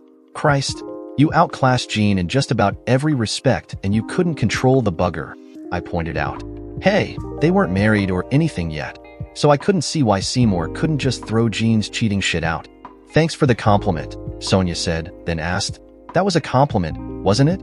I just gave Sonia a sideways look in reply. She smiled again. Let's just say that some of Seymour's business ventures aren't quite as legal as they could be, and I do believe that Jean knows where all the skeletons are buried. Well, a good number of them anyway. What is it you say? Jean's got Seymour by the short and collies. He's well and truly lumbered with her, until she gets bored with him. Ooh-ah, I commented. Yeah, and I just thought it would be terribly funny if they got the idea that you and I were, becoming more than just friends. Maybe we could put on a little show, just to turn the knife in the wound a little. A show? Yes, we let them know when we are flying out and invite them to come and see the children off at the airport. Then you and I pretend to be a lot more familiar with each other than we really are. That should piss both of them off nicely. Pardon? Did you just say piss off? I asked. Piss off wasn't the sort of language that Sonia usually used. Well, not in my hearing anyway. Frank, just because I went to Benenden, a school like that teaches you how to behave and talk like young ladies in public, but that doesn't mean all us girls didn't speak plain English when we were in our studies. There were girls from all backgrounds there, so I can curse with the best of them when I want to, Sonia giggled. Anyway, are you going to go along with my dig at our exes, or are you going to disappoint the children? You know that you are a very wicked and naughty girl, Sonia, and you manipulated me today, didn't you? You made damn sure that Tadpole would overhear you inviting us along. Honest answer? She asked. Of course. I insisted. Well, yes, I admit it. But in mitigation, I must explain that it was Tadpole's idea to invite you all over there in the first place. He just had a different objective in mind. I told you, he has become very attached to Cheryl and threatened to stay with Aunt Gilda if Cheryl didn't go along with us this year, just so that he could see her. I don't know what to worry about most, your son's intentions toward my daughter, or what sly trick you are about to pull next. It's getting so that I can't trust anyone. You are coming, though? I couldn't bring myself to say no to the pleading little girl-hurt expression on Sonia's face. I guess I haven't much choice really, have I? And you'll play the game at the airport? If you insist, but don't go overdoing things in front of the children. We wouldn't want them to get the wrong idea. Oh no, that would never do, Sonia replied, with a strange inflection to her voice that I didn't quite understand. The weeks went by, and I still found I couldn't buy a newspaper. Stories about Sonia and Seymour's legal wranglings over money were in them most every day, and there always seemed to be pictures of Jean and Seymour together at some club or the other. I rarely read the stories, but in the few that I did skim through on the newsstands and reading between the lines, Jean was being painted as a real femme fatale and a marriage breaker. The news reporter's quest for something, anything, different to write about the divorce led to stories even mentioning Sonia and her friendship with me a few times. But oddly, well, for the way the muckrakers normally phrase things, there was no insinuation that anything untoward was going on between Sonia and myself. Well, not blatantly anyway. For some reason, I was expecting salacious hints, but I was surprised that there weren't any. Jean took to visiting the children for an hour, or so a couple of evenings every week. Seymour would normally drop her off, and by coincidence, one or two press photographers always seemed to be hanging around in the street on those days. I came to the conclusion that someone was tipping the press off about which evenings Jean was coming to visit the children, because the press boys were never around on the days she didn't come. Considering the way she smiled and posed for them to take their pictures, it could well have been Jean herself. Right from the start, it was evident that I needed to get someone else to supervise Jean's visits. Maybe I was being bloody-minded, but to my way of thinking, supervised means that she's never alone with them. My feelings towards Jean at the time were still very antagonistic. Some people might have called it hate. But personally, I don't believe we're on this earth long enough to waste time on hating anyone. But I will admit that I was winding her up by insisting that a second adult of my choosing was always present when she was with the children. Because I was very aware that my personal antagonism towards Jean manifested itself whenever we were in the same room together, Rachel did the honors a few times. But then she turned up one day with Tracy, a young secretary from her office who didn't live far from my house. Tracy did the honors from then on for a small fee. Tracy's presence proved to be very handy. She looked very young herself, and I do believe that Jean just thought that she was a local teenager who I'd roped in. Tracy didn't enlighten Jean otherwise and reported back to me diligently. When Jean began to question Cheryl and Annette, first about our visits to Sonia's house and her, and the Springfield children's to ours, and secondly about what kind of a relationship was developing between Sonia and myself. "Don't be silly, Mummy," Annette had replied. "We go over to their house because Tadpole is Sherry's boyfriend and Jeremy is teaching us to swim." Tracy said the mention of Jeremy had confused Jean somewhat, because she obviously had no idea who he was. Then she'd gotten further confused when Annette had rolled straight on into talking about Susan and John's wedding. Once again, Jean had no idea who John was either. As she was leaving that night, Jean did inquire of Tracy if she knew who Jeremy and John were. But that was the advantage of Tracy being there. She had no idea of who they were either. A month or so went past, and Jean began to hint to the children that she was going to be away for a few weeks during the summer. Tracy informed me that Annette had begun to say something about us going away on holiday as well, but Cheryl had cut her off by changing the subject to Susan's wedding. "Frank, I know I'm only there to upset your wife." "Ex-wife," I corrected Tracy. "Yes, sorry, your ex-wife. But I also know that you want the girls to have a, reasonable relationship with their mother." "As reasonable as can be expected under the circumstances," I commented. "Yes, I understand that it's very awkward," Tracy said, tentatively. I thought that Tracy was beating around the bush, so I went straight to what I thought she was getting at. "Look, Tracy, if and when Jean ends her relationship with Seymour Springfield, I will relax my conditions on her visits to the girls. Whilst that animal is still around, she'll never be on her own with them if I've got any say in the matter, and she'll never take them out of this house unless you or someone like you is with them." "No, you misunderstand me, Frank. I think that she deserves the conditions you have put on her visits. I do all of Rachel's typing and paperwork, so I know all about the indecent with Seymour in your lounge. What I was trying to point out to you is that Cheryl is feeling some real animosity towards her mother. I think even more than you publicly show. It could be that she hates her mother, and to my mind that isn't right." "You think?" I asked. "I'm pretty sure. Perhaps a child counselor or something might be a good idea," Tracy suggested. "Thank you for telling me, Tracy. I have to admit that I hadn't really noticed. Maybe I'm too close, what with my own pain as well. I thought the girls were taking the marriage breakup pretty well. I think that they are really. It's possible that Cheryl has placed all the blame on her mother's shoulders, which, if you think about it, is where it should be placed. But if she's ever going to return to the reasonable relationship that you say you'd like her to have with her mother, then Cheryl is going to have to start to forgive her sometime. The headmistress at the girls' school put me in touch with a nice woman, and we arranged for Cheryl and Annette to have a few sessions with her during the school lunch hours. I thought it wouldn't hurt for Annette to see her as well. A week or so later, the woman called me in for a chat. Both children have taken the recent turmoil in their home lives extremely well, in my opinion, Mr. Moore. And up to a point, you are right about Cheryl's animosity towards her mother. But I'm pretty convinced that Cheryl will get over that eventually and forgive her mother in the long term. But, I must add, Cheryl is very disappointed in her mother, and I doubt that she will ever forget what her mother did and what Cheryl thinks she was planning to do if you hadn't reacted first. I just hope that the girls could have a reasonable relationship with their mother. I believe that they need her in their lives in the long term. You were hoping that they would not blame their mother for the marriage breakup. Well, Mr. Moore, it appears that Cheryl had worked out that her mother was having an affair with this man well before your wife left home. She also suspected that her mother had intended taking her and Annette with them when she moved in with this man friend of hers. Now Cheryl really does hate him. She's not the only one, I commented. I can understand your feelings there, Mr. Moore. Anyway, before everything came to a head, Cheryl had been agonizing about what to do about the situation for some time. She was trying to summon up enough courage to tell you what she thought was going on, when you found out by other means. Because of those other means, Cheryl believes that she failed you by not telling you sooner. That has caused her a lot of anguish and put her under a lot of mental strain. I've looked at her books here and spoken to her teachers. Her schoolwork had really suffered in the weeks leading up to your breakup. They stayed pretty poor for some months afterwards. Both of your daughter's studies went seriously downhill for a while. Then suddenly, about 8 weeks ago, they both suddenly seemed to start getting her act together again and pulled their socks up. "Aunt Gilda," I said absent-mindedly. "Sorry." "Oh, The girls and I met an old lady about 2 months ago. She took a great interest in the girls and spent a lot of time talking to them. I've noticed that they were more diligent about their school homework after she'd spoken to them and seemed to be a lot more helpful around the house as well. It appears that Aunt Gilda has been a good influence on both your daughters.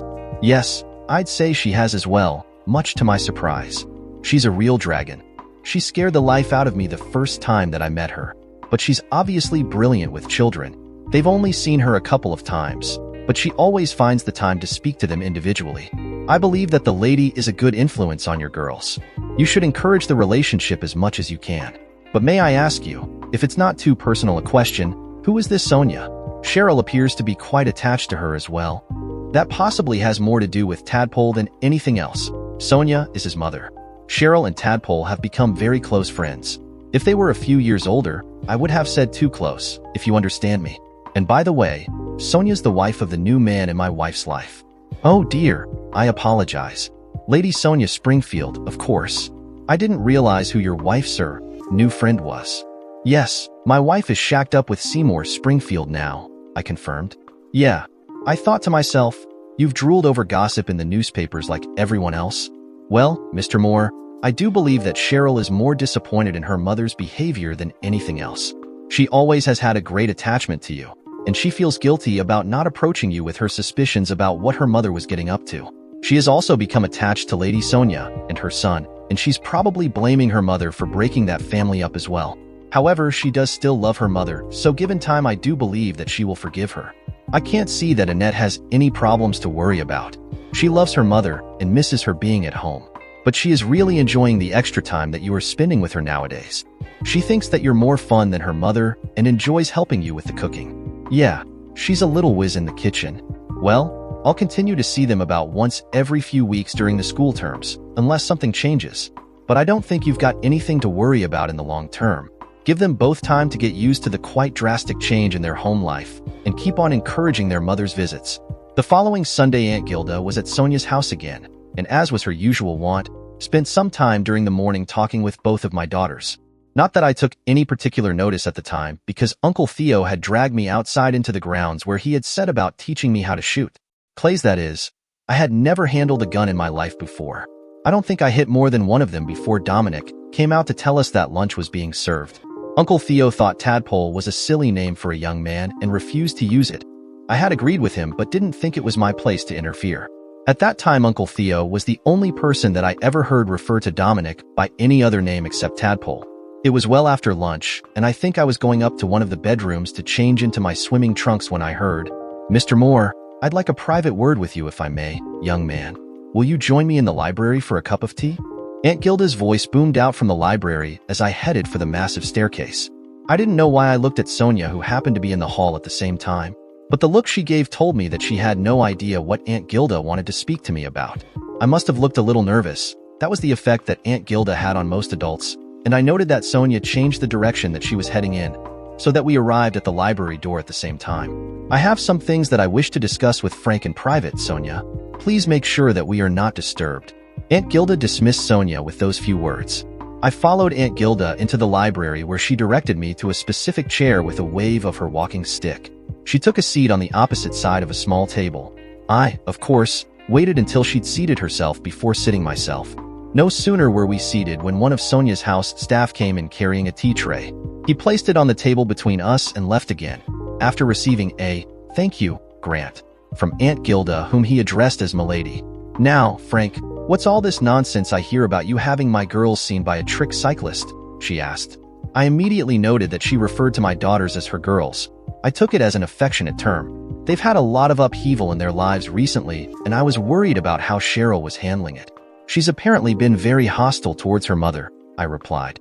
I suppose I could have been annoyed at Aunt Gilda's interference, but there was something about the woman, dragon she might be, but I immediately knew that she had the girls' best interests at heart. I also had her taped as a very intelligent woman. Well, that's not very surprising, is it? Her mother probably made the worst decision of her life when she took up with Seymour. I always knew he was a complete scoundrel, and so did Sonia's father. But then youngsters will be so headstrong on occasions. Cheryl's just fine, young man. She'll get over her anger eventually, don't worry. Children are pretty resilient, you know? Yes, that's virtually what the counselor told me. I replied. There, see, if you had spoken to me first, you could have saved yourself some money. I didn't bother to mention to Aunt Gilda that the girls' school had supplied the counselor. Whilst we'd been talking, she had poured the tea, and at that point she handed the dainty little cup to me. Then she sat back in her chair and fixed me with one of those looks of hers. Now tell me, what are your intentions towards my niece? She asked. Sorry, my intentions towards who? I replied. Sonia, young man, you're here every weekend. I would like to know what your long-term intentions towards my niece are. She's made one big mistake in her life. I'd like to ensure that she doesn't make another. Gilda, I bring the children over here on Sundays so that they can play together with Sonia's children. They all seem to have become great friends, especially Cheryl and Dominic. And that's the only reason that you visit here every Sunday? Yes. What other reason could there be? Both Sonia's and my children have effectively lost one parent.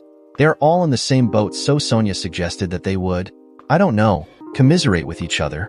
Sonia brings her three to my house on Saturdays, and I bring the girls here on Sundays.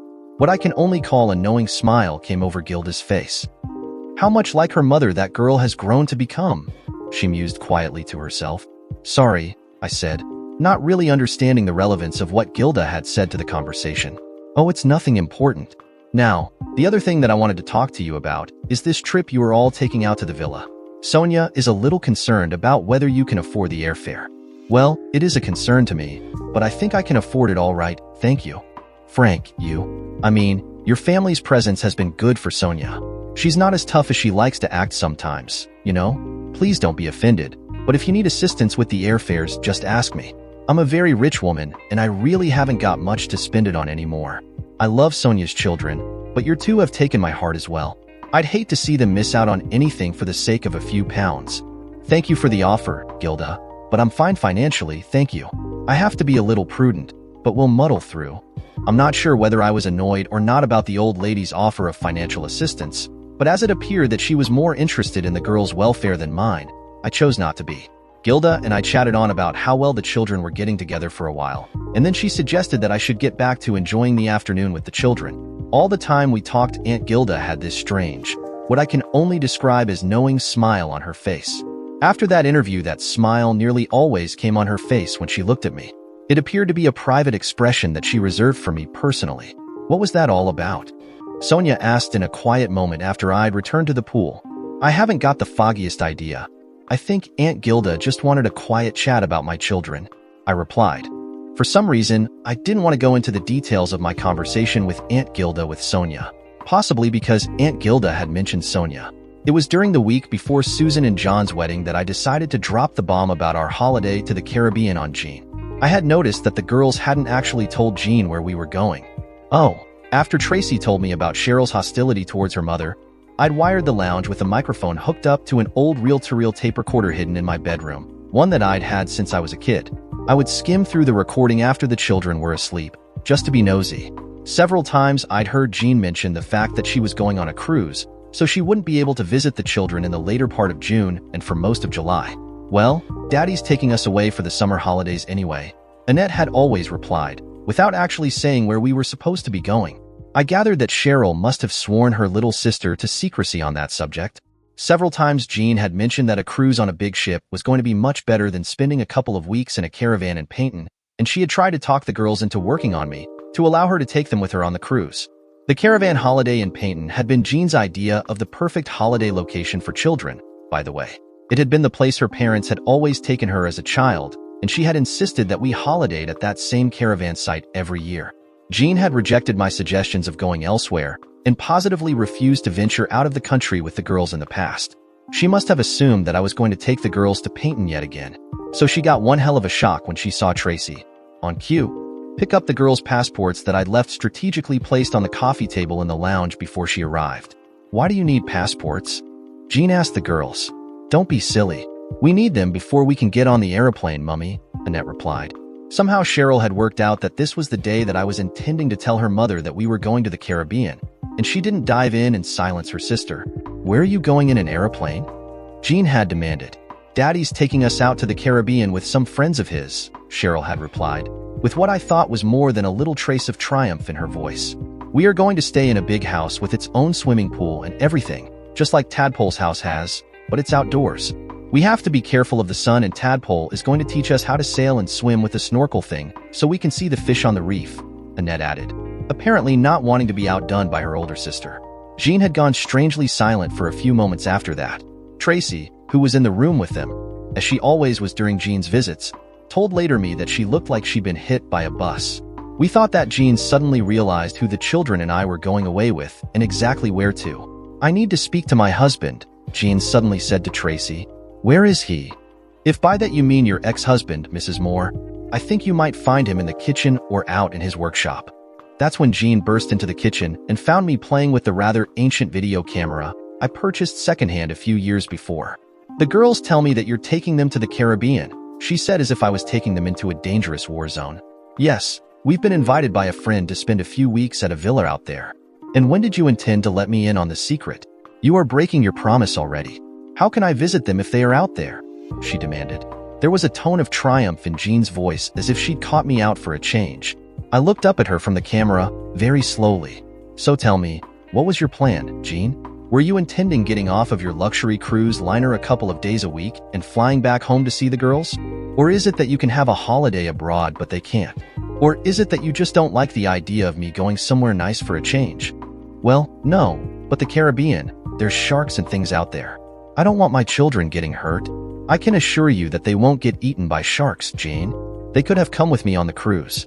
I'm sure it would have been much safer." "Possibly they could, if you weren't going with that a-hole. He's more dangerous to them than any of the sharks out in the Caribbean. But even if he wasn't going, I think you'd find that the girls would much prefer to go with their friends." "What friends?" "Superstud's children, Annette and Cheryl, have gotten so tight with them. They are like siblings now." "Don't look so surprised, Jane. They have a lot in common. They've all had one parent walk out on them." "I didn't walk out. You threw me out of the house, remember? I just got in first, Jean. Don't think I don't know that you were planning on dumping me and shacking up with Golden Bollocks well before I was even aware that you were playing his 304. You had every intention of taking my children from me, and don't try to deny it." I think I was sounding rather annoyed. Jean must have decided that discretion was the better part of valor and dropped the argument. "When are you going exactly?" she asked. "Sunday morning. We are all meeting at the airport. Are you coming to see the children off and wish them a happy holiday? I know that Super Stud is going to be there to see his children off." Oh, I love Jean's facial expression. She really didn't know what to say, did she? Susan said, as she watched the video I'd surreptitiously made of my little confrontation with Jean that evening. We were in one of the many bedrooms of Sonia's mansion, where Susan was getting dressed for her wedding ceremony that was to be held in the house's private chapel. I was showing Susan the tape whilst we waited until Susan considered that she was just late enough to get John worried. No, it's not often that Jean is at a loss for words, but she certainly didn't know what to say when the news finally sank in. I grinned back at her. "I wonder what she'll make of," Susan began. But then she suddenly changed her mind about what she was saying and stopped speaking. "Make of what?" I asked. I know my sister, and the expression on her face told me that she was thinking about something for a few seconds before she went on. "Oh, you know, Sonia is planning on trying to give Seymour the idea that you two have something going between you. I was wondering what Jean will make of it. Probably nothing. Lady Sonia Springfield and me, getting it on together. Come off it, Susan. You'd have to be bloody daft to ever think that's going to really happen. Jean might be stupid sometimes, but she can't be that stupid. What's so daft about you and Sonia getting together, or even just having a fling? Susan, we're talking one upper-class woman here. So Sonia lets our children play together to keep her own kids happy. That doesn't mean she wants to slum it romantically with the likes of me. What's wrong with you? You've got more class in your little finger than Seymour Springfield has ever had in his whole damned body. Just because Jean couldn't see that doesn't mean to say that Sonia can't. Susan, you've got to understand these titled folk. Oh, they love to pretend that they believe that everyone is equal. That's all right until they think that us hoi pollois are getting ideas above our station. Then, well, they slap you down without a second thought. I don't think Sonia's like that at all. Come on, Susan. You know what all this is about. It's about getting back at Seymour. I'm damn sure Sonia has only been inviting us over here to get under his skin. In a way, she's rubbing his nose in it. Seymour isn't allowed anywhere near Jean's children, but I'm here every weekend with his. And now she wants to make him believe that we are getting it on together. Sonia's winding the bugger up, that's all. Once she's had her fun, she'll be out of our lives as quick as possible. You think? Susan, you saw that guy who turned up here the other Sunday to see Sonia. Have you any idea how much that bleeding thing must have cost Lord Kissmeyers, or whatever his name was? Well, I'll tell you, over £250,000 those things are, and that's without insurance or filling the bloody fuel tank. He's more the type that Lady Sonia will finish up with, take my word for it. Someone with all the flash clothes and plenty of money to throw around, not the likes of me. Sonia has her own reasons for wanting us around. So I'm just waiting for the bubble to burst and wondering how the girls are going to take it. Cheryl has gotten very attached to Dominic. Maybe I shouldn't have let things go this far. But you do like Sonia, then? You know you fancy her? Sue asked. I've never said that I didn't. She is a very beautiful woman. If you ask me, Jin will never match up to Sonia's poise, elegant dress sense, or ever have the class of Sonia. Christ. To my mind, her ladyship always looks as if she's about to walk out on a catwalk somewhere. If it's a trophy wife that Seymour wanted, he'll never beat Lady Sonia. God knows what the wanker was playing at by nicking my woman. No, I don't mean her looks. I mean you do like Sonia as a person? Yes, well yes, of course I do. The person that I've seen so far anyway, but I have to believe that it's all an act. Remember, I know what her motive was for getting to know all of us and being so friendly in the first place. You do? And what motive was that? To upset Seymour, I told you. Brother, I think you've become a bloody pessimist. Can't you believe that anyone is just being themselves and trust that their intentions are good? Does there have to be an ulterior motive for anything nice that people do for you? Trust. Good choice of word, Susan. Christ, I trusted Jean, remember? I married her, didn't I? We had 10 years of marriage and 2 great kids together. And then, completely out of the blue, she takes up with that tosser and plans to steal my girls from me. That kind of teaches you the lesson in not trusting what anyone does. You're not the only one who's been let down by the person they thought loved them, you know? Come on, Sue. You knew he was a bleeding piss artist and into drugs before you married him. Everyone told you that he'd finish up an alcoholic or dead with an overdose eventually. And what happened? All the bugger cares about now is where his next fix is coming from. I thought I could change him, Susan said defensively. Susan, I'm not criticizing you for marrying the man you loved. What I'm saying is that we can all make mistakes. I thought Jean would never change, but she did. Maybe I was just a stepping stone to Jean until she found someone richer. That's why from now on I'm going to look at everything that people do with a little more skepticism than I did in the past. I'll be looking for what they are really after. Don't you remember what Dad always used to say to us? If it looks too good to be true, then you can bet your life that it ain't true. We were disturbed by a knock on the bedroom door. Can I come in? Sonia's dismembered voice called through the oak-paneled door. Yes, of course, Susan called out. Then Sonia's head appeared around the door. Susan, are you ready yet? Poor John's getting a little fractious. He's worried that you might have changed your mind or something. Sonia grinned at us. The wedding went off very well. There weren't very many people there besides us and the children.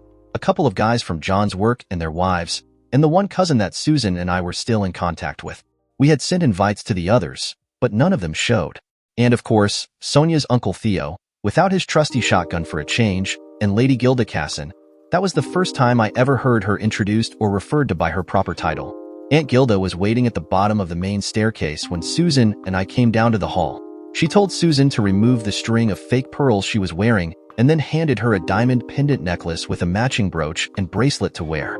Susan nearly fainted later when she was informed, by Rachel, that the glittering jewels were valued at nearly £100,000. They sure did set off that dress though. I'd never seen my sister looking so beautiful. For Susan's wedding night, the girls and I took Susan's youngest 2 home with us and Rachel took the elder pair back to her place for the night. Susan and John went off to a hotel somewhere for their first night as man and wife together. For some reason I got the impression that it was the first night they had slept together as well. I know that John looked pretty knackered and Susan had a big smile on her face when we all met up very early the following morning at Susan's house. We were due at the airport by 9:30 at the latest. I've got to say that it was pandemonium when we did check in for our flight. 6 of the children had never flown before and were extremely excited. Sonia's 3 were used to the routine though, so they enjoyed showing the others the ropes, even if some of the excitement did rub off on them.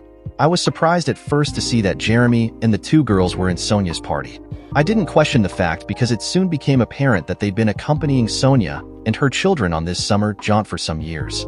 They soon had the children under control and were adept at keeping them occupied. We checked in and were sitting in the refreshment lounge waiting for our flight to be called when Jeremy came over and whispered something to Sonia. The lovers have arrived, Frank. Jeremy has just spotted them coming over the bridge from the car park. I suggest that we separate our children from Susan's before they get here. I didn't see how Sonia's children greeted their father, but Annette ran over to her mother and gave her a hug, Cheryl strolling along behind her quite nonchalantly. Jean and Seymour didn't separate, so consequently, the two disjointed family parties converged on each other. I had hoped this wasn't going to happen, and that's why Sonia and I had separated the children in the first place. I very much suspect that Jean and Seymour had a plan of their own. Whilst Jean was talking to Annette and Cheryl, I'm damn sure that Seymour edged even closer to her. It was with some difficulty that I refrained from commenting that Seymour was not supposed to speak to my children when he started ignoring his own three and said hello to Annette. Cheryl had returned to my side by then, but I couldn't really do so without making a scene and arguing with Jean in front of the children. Possibly because I didn't rise to the bait, Seymour switched his attention back to his own children for a while. But then I noticed him gesture to Sonia with his head, and the two of them moved away from the group slightly, just far enough that I couldn't hear what they were saying. Jean was in full witch mode when she spoke to me. I can't remember her exact words because I was trying to eavesdrop on what Sonia and Seymour were saying. Can I help it if I'm nosy? Anyway, Jean was insinuating that I'd never offered to take her abroad for a holiday. That was a lie, but I decided not to argue the point. Besides, at that instant in time, things got exciting. More of a man than you'll ever be, and he's a damn sight more considerate than you. I heard Sonia say, "You bitch, you've slept with him, haven't you?" Seymour shouted in reply, "You have no say in who I choose to sleep with anymore, Seymour. Now lower your voice in front of the children, please. You're nothing but a common 304, a bitch who sleeps with van drivers," Seymour shouted. I've got to admit that my reaction then was most likely promoted by the fact that Seymour had called Sonia a 304 and bitch twice, virtually within one breath. But it was probably also influenced, in some part, by the insult he'd just thrown at me. Shit, I'm a bloody professional truck driver. Only amateurs and cowboys drive bleeding vans. It took 3 paces for me to reach Seymour. I tapped him on the shoulder, grabbed his shoulder and spun him around to face me. The definition of a bitch is a wife who shags other men behind her loving husband's back. You should know that. You're shacked up with one now. What a wife does after her husband walks out on her to shack up with a bitch is no concern of his, I said to him. I was quite pleased with myself. I hadn't exactly blasphemed once in that statement. "Who the hell do you think you're talking to?" Seymour replied. "I've got a good mind to take you outside and teach you some manners. I really would like to see you try." I grinned back at him. Now Seymour Springfield is quite a big bloke by any standards, but just for a moment I saw reticence in his eye. Then his facial expression changed. He set his jaw and took half a step back, leaning slightly to the right as he drew his arm back. The punch, when it eventually arrived, missed me by a mile. I just stepped back a little and leant to the right myself. When you have advertised your intentions as Seymour had done, he really couldn't have expected me to have waited for him to land the damned thing. My blow, that as far as Seymour was concerned came from nowhere, contacted his jaw as he was trying to regain his balance. Although I was distracted some by all the flashes that had suddenly started going off all around us. I hadn't noticed the press photographers all around before that instant. Anyway, I do believe the distraction of those flashes possibly had the effect of weakening the force I put into the punch. Seymour didn't so much fall over. He just kind of folded up and collapsed in a heap on the spot. "Is that what you had planned?" I asked Sonia as we herded the children back over to the rest of our party. "Oh my God, no," Sonia replied. "I'm sorry, Frank. I had no idea Seymour would get violent." I stopped and looked back at the now prone Seymour surrounded by Jean and airport staff attempting to revive him, and with a little group of fellow passengers and newsmen, all of whom appeared to be taking pictures. "He who lives by the sword dies by the sword." I said. "Pardon?" Sonia said. "Oh, I don't know if it fits exactly, but I've always wanted to say that. This is possibly the best opportunity I'll ever have to use it," I said. A smile came on Sonia's face. Then she leant forward and kissed me very briefly on the lips. "It fits perfectly," she said as she broke the kiss. That was the first time besides when we shook hands that I can recall any physical contact between us. And I must admit, I enjoyed that first brief taste. The flight out to Jamaica was long, and during it no one mentioned that altercation at Heathrow. Well, not to me anyway. We 6 adults were in club class and the 9 children, Jeremy and the 2 girl Minders. That's obviously what they were. Sonia had brought them along to run herd on the children. Anyway, their seats were all grouped together just through in tourist class. During the flight we could, and did go back to see them often. Although after they got over their first excitement they settled down and slept most of the time, or watched the films. It was pretty obvious that Sonia, or I should say Lady Sonia, was well known at the airport and had also been expected. Our whole group was herded off the aircraft together and given VIP treatment. After the formalities, we were met by a giant of a Jamaican who was introduced to me as Sam. Sonia's twin girls both gave Sam a hug. Come to think of it, they seemed more excited to see Sam than they had their father at Heathrow. Anyway, then Sam was very formally introduced to Susan's children and my 2 girls. They were told they were to pay special attention to anything he told them, because he was in charge of the villa and their safety. Finally, Sam was introduced to Susan, John, and myself. I'm pleased to meet you, sir. If there's anything you require, you just have to ask, he said to me. I'll tell you what you can do for me, Sam. You can drop the sir bit. Her Majesty hasn't waved a sword over any of my family's head so far. I grinned at him. He grinned back at me. I will try to remember that, Frank. After a ride down to the harbor on a coach, we transferred to a large cruiser-type boat for the rest of the journey to the island that the villa is situated on. A meal had apparently been organized and was served during the long sea journey. It was dark and must have been getting near midnight by the time we tied up on one side of a jetty reaching some way out into the sea from the island. I was surprised that I hadn't noticed earlier, but several guys were unloading our luggage from a second boat that it had obviously been transported in. Several men and women were in the process of carrying some of the cases up a path that I assumed led to the villa. Out of habit, I went to pick up my own suitcase, but Sam gently took hold of my arm before I could do so. I can carry my own bag, Sam, I said to him. Mr. Frank, you have a profession, I assume, he replied. Yeah, I drive trucks, I replied. Do you let the people you deliver to drive your truck? He asked. No, Sam, I'd do myself out of a job, wouldn't I? Then please don't take the staff's job from them.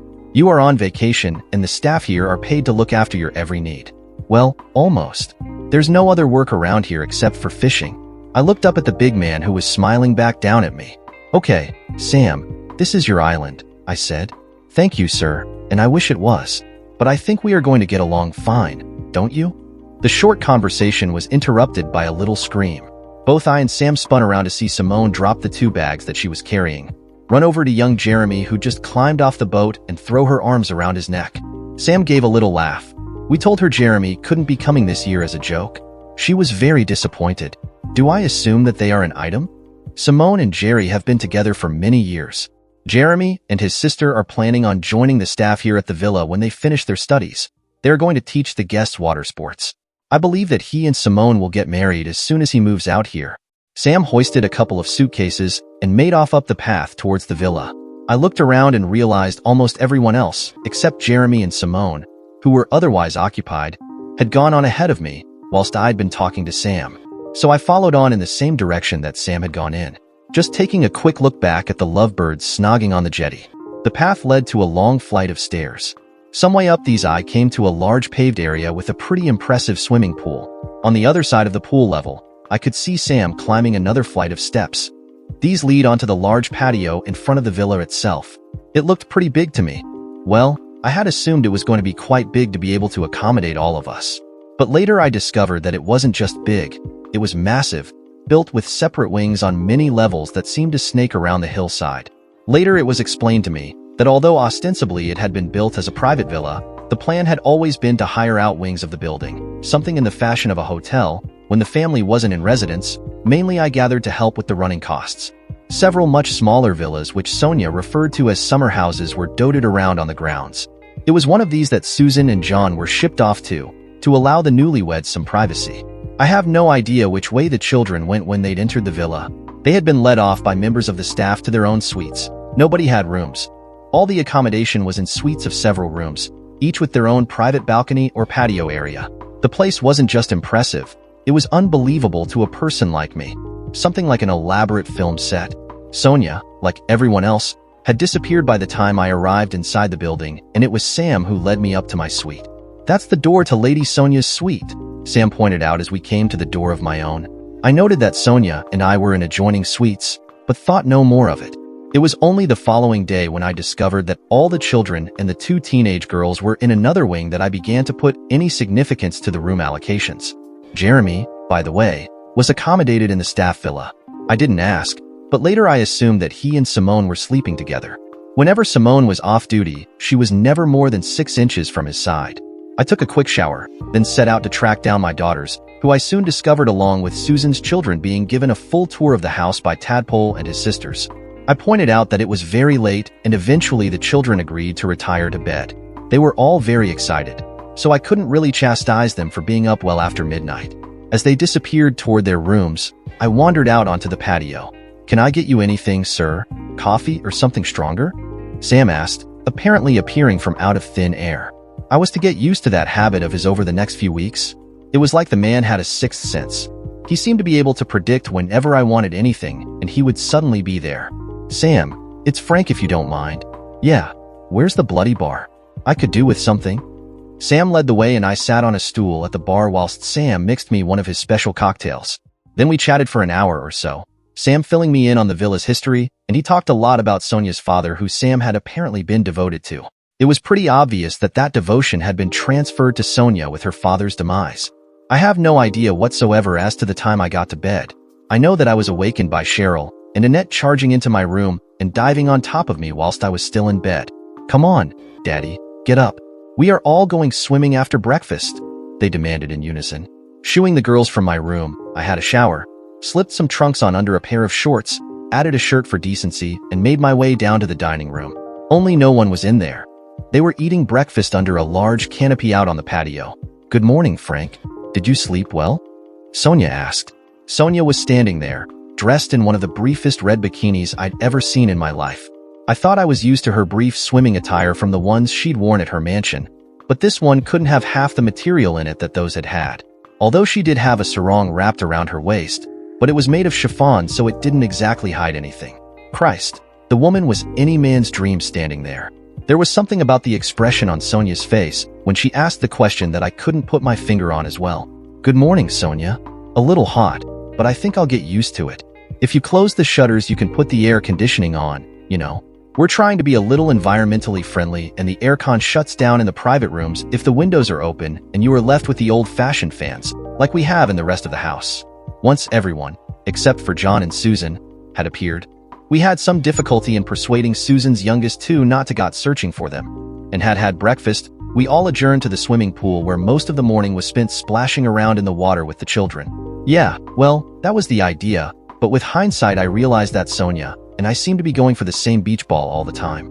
Normally thrown, I might add, by Tadpole. Also during the morning I had decided that something had to be done about the boy's nickname. Tadpole was all right for a little kid, but he was 10 years old. Soon he'd be going into secondary education, and surely the older boys would take the piss out of him with a name like Tadpole. I resolved to talk to the boy about it. My chance came sooner than I expected. I'd got out of the pool to have a drink of iced cordial. I ain't that bad. I'd seated myself on the balustrade and was looking out to sea when Dominic climbed up beside me. "You like my mother, don't you?" he asked. "Yes, Dominic. She's a very nice person. And very beautiful," the boy added. "Yes, she's very beautiful. I think your father was a complete fool." "She likes you as well," he said, ignoring my reference to his father. "I'm pleased to hear it," I replied. "What's this boy up to?" I thought to myself, surely he can't be trying to matchmake for his mother. But I carried on. "Dominic, this nickname of yours, Tadpole?" "Yes, sir, it does get a bit." The boy stopped speaking. I doubt he knew how to phrase what he wanted to say. "It sounds a little young. When you've got your girlfriend on your arm?" I asked, with a smile on my face. "Girlfriend, sir?" "Dominic, I'm talking about Cheryl here. I'm not blind, you know. You're sweet on her, and she's sweet on you. You just make sure that you behave yourself." "Do I look daft?" "I saw you in action at the airport, Mr. Moore. You shut my father up faster than I've seen anyone do before." "I'm sorry you saw that, young man. I'm afraid I let my emotions get the better of me." "I'm not.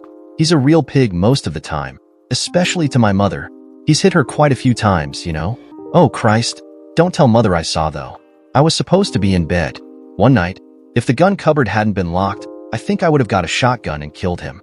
"Dominic, are you telling me that your father used to beat your mother?" "Yes, sir. I saw him hit her myself, several times. But I don't think he'll dare to hit her anymore, not after the way you knocked him out at the airport." This was indeed interesting and alarming information, but I thought I'd better move the boy off the subject of his father beating his mother. "Dominic, I've been thinking about this nickname of yours. Have you ever thought of dropping the pole part and just calling yourself Tad?" I asked. "What, like the boy in that program on the television?" "Yeah, strikes me as a good idea. You'll have dropped one syllable and changed a silly name into a macho one. Yes, I think I'd like that. But how can I make people call me Tad instead of Tadpole? You let me worry about that, young man. From now on, if anyone asks your name, you tell them Dominic or Tad. And after a few days, gently stop answering to the name Tadpole. Thanks, Mr. Moore. I'll try to do that. He grinned as he climbed down from the balustrade. I asked him to send Cheryl and Annette over to me as he left. When they arrived, I told them about Tad's change of name. Annette was confused, but Cheryl just gave me a hug and a kiss. Before the end of the day, Tadpole had become Tad to nearly all of the children. You couldn't expect the younger ones to remember immediately. The surprising thing was that Sonia and the staff picked up the change so quickly. I know, or rather I'd felt, I'd assumed Sonia, watching Tad and I whilst we'd been talking.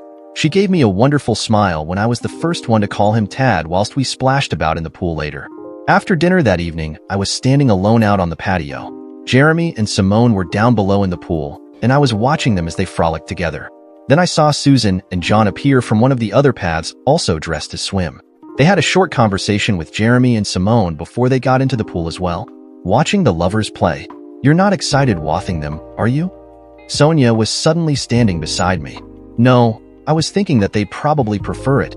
If the lights down there were dimmed a little, I replied. That's easy enough to do, Sonia said, then turned to look back at the villa. Sam, can we have mood lighting on the pool level, please? The ubiquitous Sam had appeared from somewhere, as I was beginning to get used to him doing by then. He smiled back at Sonia, then disappeared back into the building. A few seconds later, nearly all the lights went out on the pool level, leaving just enough on for the lovers to see what they were doing, and some safety lights under the water. Sonia explained that the pool had a computer system built into it. Underwater sensors set off alarms if anything remained static on the bottom of the pool for more than a few seconds. Sonia took me on a tour of the vast complex of buildings. I'm not sure exactly when, but sometime during our walk, Sonia took my arm. This is my summer house, Sonia said as she led the way up to what I believe was the smallest one. My father gave me this one when I was a teenager, so it's never let out for anyone else to use. She led the way inside and showed me around. It was more like a home than any of the others. Stuffed toys, dolls, and pictures of her family were scattered about everywhere. This is where I stay when I come over here on my own. In the last few years, sometimes I just had to get away for a while. Yeah, from what Dominic told me, most likely to let the bruises go down, I should imagine, I thought to myself. I couldn't actually say that to Sonia though. Sonia led me on a convoluted tour of the small bungalow, for that was what it really was, only it wasn't exactly what I'd term small, unless you compared it to the other buildings on the villa's estate. She steered me around the lounge area, then the kitchen and outside dining area, and then into the bedroom with its massive round bed. I couldn't say that I'd ever seen a round bed before, except in films. Then she steered me out onto the bedroom's private patio. Private it certainly was. From it you could see nothing but the sea. Consequently, you have to be out at sea, and about 200 feet in the air to see anyone on it. How do you like this little toy? Sonia asked, as she flicked a switch and what I had taken to be a raised flower bed glided away to reveal a jacuzzi beneath. Expensive, I remarked. Everything is expensive out here, Frank. Don't let it worry you. Kind of out of my league, all this stuff. I'm still trying to take it all in, I replied. Is that why you haven't? She began to ask, but suddenly stopped speaking. I haven't what? I asked, turning to look at her, but as I did so, her lips came into contact with mine. Yeah, okay. I had never in my life dared dream that I would kiss the woman, but I hadn't forgotten my manners. Or could it be that the old autopilot took over? Anyway, the next thing I know, I'm holding Sonia in my arms, and we're snogging like a couple of teenagers. I'd had no intention of it happening, but once she'd kissed me, I could have stood there all night. Don't ask. I have no idea how many minutes passed before we broke the kiss. Basically, I think, I had to come up for air. Would you like a drink? Sonia said as she walked back inside the bedroom. Thanks, was the best I could muster in reply. Don't ask me why I never questioned the fact that Sonia's so-called private summer house, that nobody but herself ever used and only then occasionally, had a bar that just happened to be stocked with a full bottle of my favorite rum and a freshly filled ice bucket. But I didn't. I was too busy wondering if Sonia was disappointed in my kissing technique and whether I was going to get a chance of another one. She poured me a rum over ice. I'm not sure what she poured into her own glass. It could have been bourbon, scotch, or Irish. She handed me my drink and then put her arm with her drink in it around mine, like they do with champagne in the films. To us, she said. To us, I replied, trying to remember if that was the correct reply. I'd never been able to understand all that symbolic stuff. We both took a drink from our glasses, then we quickly kissed again. I could taste Sonia's scotch, or whatever, mixing with my rum. Then somehow we made our way back out onto the patio. "How about a soak?" she asked. "I haven't got my trunks with me," I said. "Who cares? You haven't got anything that I haven't seen before." She grinned, and then added, confusingly for me at the time, "Unless you've grown something since this morning?" I never did fully understand what she meant by that. Well, not for a long time anyway. Before I could say another word, Sonia had melted out of her clothes and was standing in the jacuzzi waiting for me to join her. When I say melted, I do mean melted. She melted my heart on the spot. For the next hour or so, I made passionate love to Sonia. Or maybe she might have taken the lead some of the time. It was her who actually screwed me first. "Frank, I want to make this last as long as I can," she said. I had tried to ask Sonia a couple of times whether she was on the pill and suggest that if not, we should take some precautions. Not that I had any contraceptives with me. I wasn't exactly expecting this. As I said, we were at it for about an hour when Sonia suddenly spotted a little light flashing on the wall. "Damn," she said, picked up the telephone and had a short conversation with someone. "Sorry, Frank, we'll have to get back to this later. The children are asking where we are. Sam's told them that we are visiting a neighbor's villa, but we'd better get back before it's their bedtime." Sam gave me a knowing smile and nod of the head when Sonia and I reappeared on the patio where all the children, plus John and Susan, were sitting around playing board games. I'm not quite sure how it happened, but I finished up playing chess with, getting slaughtered at chess by, Tad. I never was much of a chess player. We switched to drafts later, but the boys still managed to slaughter me. Mind I did, or rather could have slaughtered everyone when we played dominoes later with Cheryl, Annette, and the twins. I can't be sure, but I think that both Tad and I let the girls win. Looks like Tad is as soft at heart as I am. "Did you let me win last night?" Tad asked me the following day. "I know you let the twins and Annette win at drafts." "Tad, if you think you are old enough to tip your hat at my daughter, then you're old enough to take any falls the world passes out to you," I'd replied to him. "I'm sorry, sir. I don't understand." "You whipped my arse, Tad. Don't worry. You don't play poker, do you?" "Well, yes, sir, I do."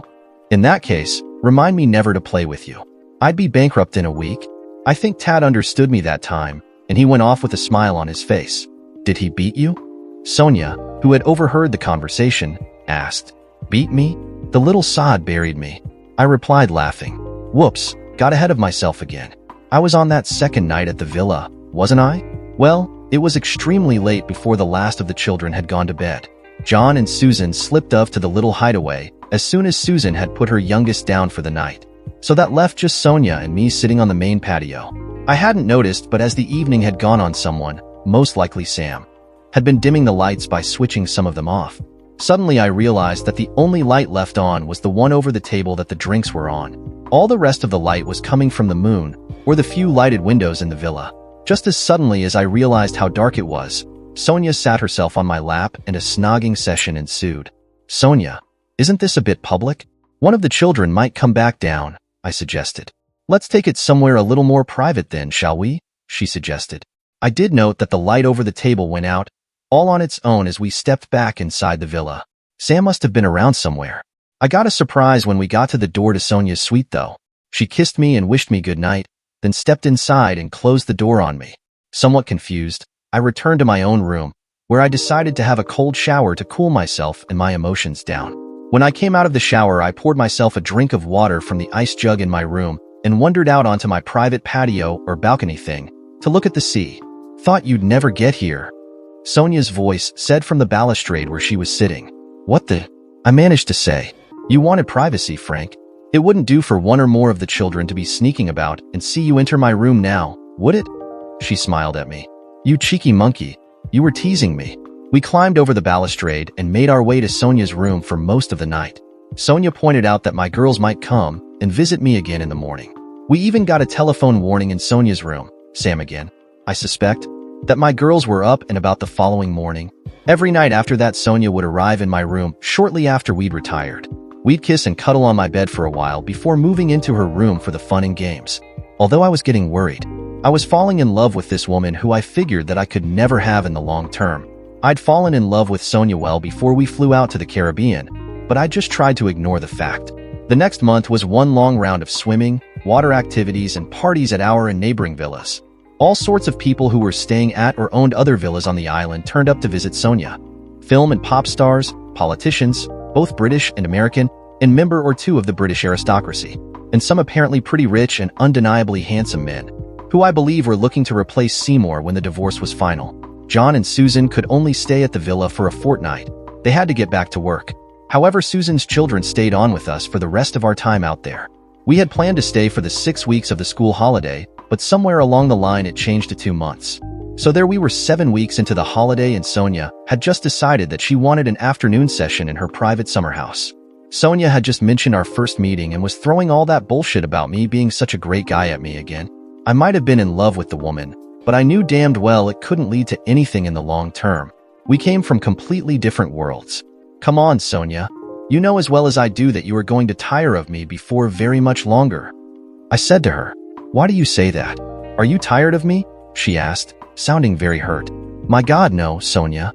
I told you I've fallen in love with you, but you can do much better than the likes of me." She leant forward and kissed me. "Maybe I don't want to. Maybe I'm happy with who I've found," she said.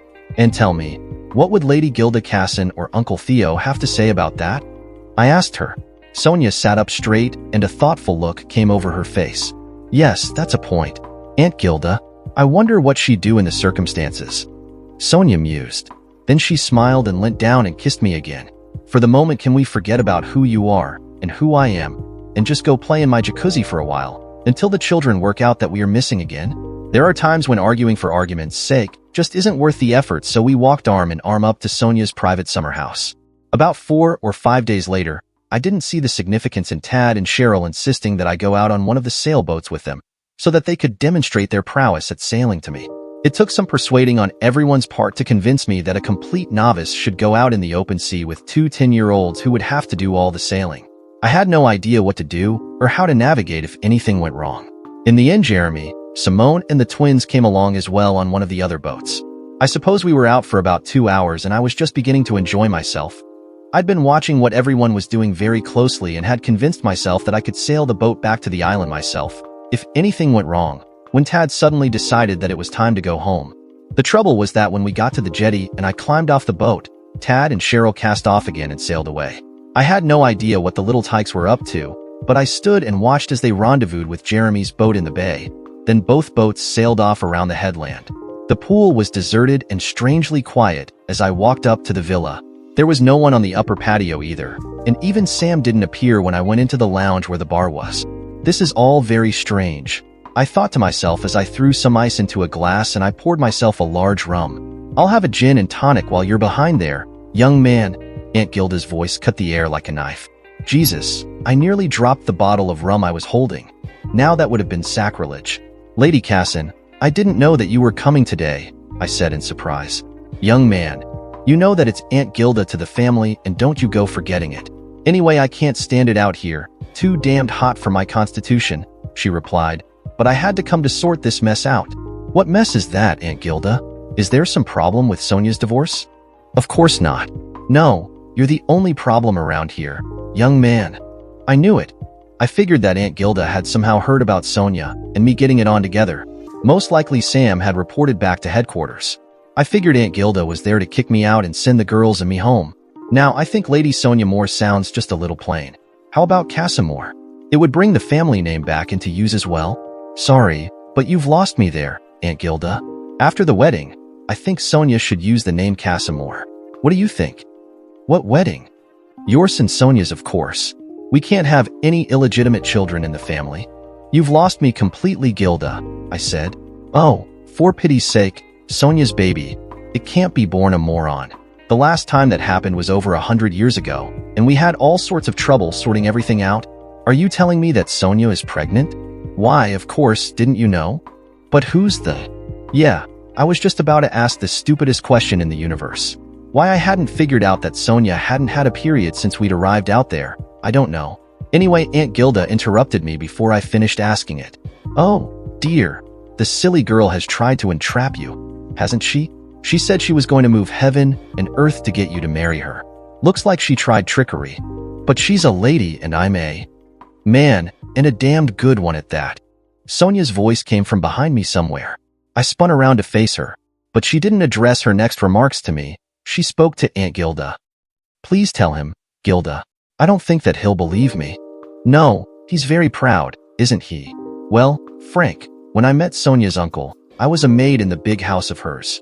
Plain old Gilda Smith, and my father was the pest controller on the estate. Do you know what that means? It means that he spent all of his time catching rabbits, rats, and setting traps for mice. The Cassons don't worry about what class anyone is or how much money they have in the bank. Love is what counts in this life, Frank, and my niece here loves you. Not only that, she's totally convinced that you love her. Do you? When Gilda asks you a question like that, you tend to answer right away and truthfully. Yes, Gilda. I'm sure that I do, but I'll hear no bloody buts, young man. Here, give her this ring and ask her to marry you, Gilda said. It was the one her uncle gave me. It'll suffice until we can get her another one. Gilda handed me the ring. I turned to Sonia and asked her to marry me, then placed the ring on her outstretched finger. As I said before, Gilda is not someone that you argue with. Now I suggest that you two disappear to that little love nest of Sonia's before everyone else gets back. I'll make sure that you're not disturbed until dinner time. Won't we, Sam? Yes, ma'am. Sam's dismembered voice replied from wherever he was hiding.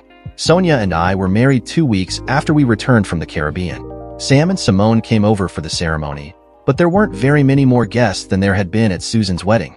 I don't drive for a living anymore. Actually, I don't really do much in the way of work at all. With a wife who enjoys sex like Sonia does, I don't have the energy left to do much anyway. Oh, yeah, I drive tractors and trucks around the estate quite a bit. I like to pitch in and help where I can. Cheryl and Annette quite like their new school.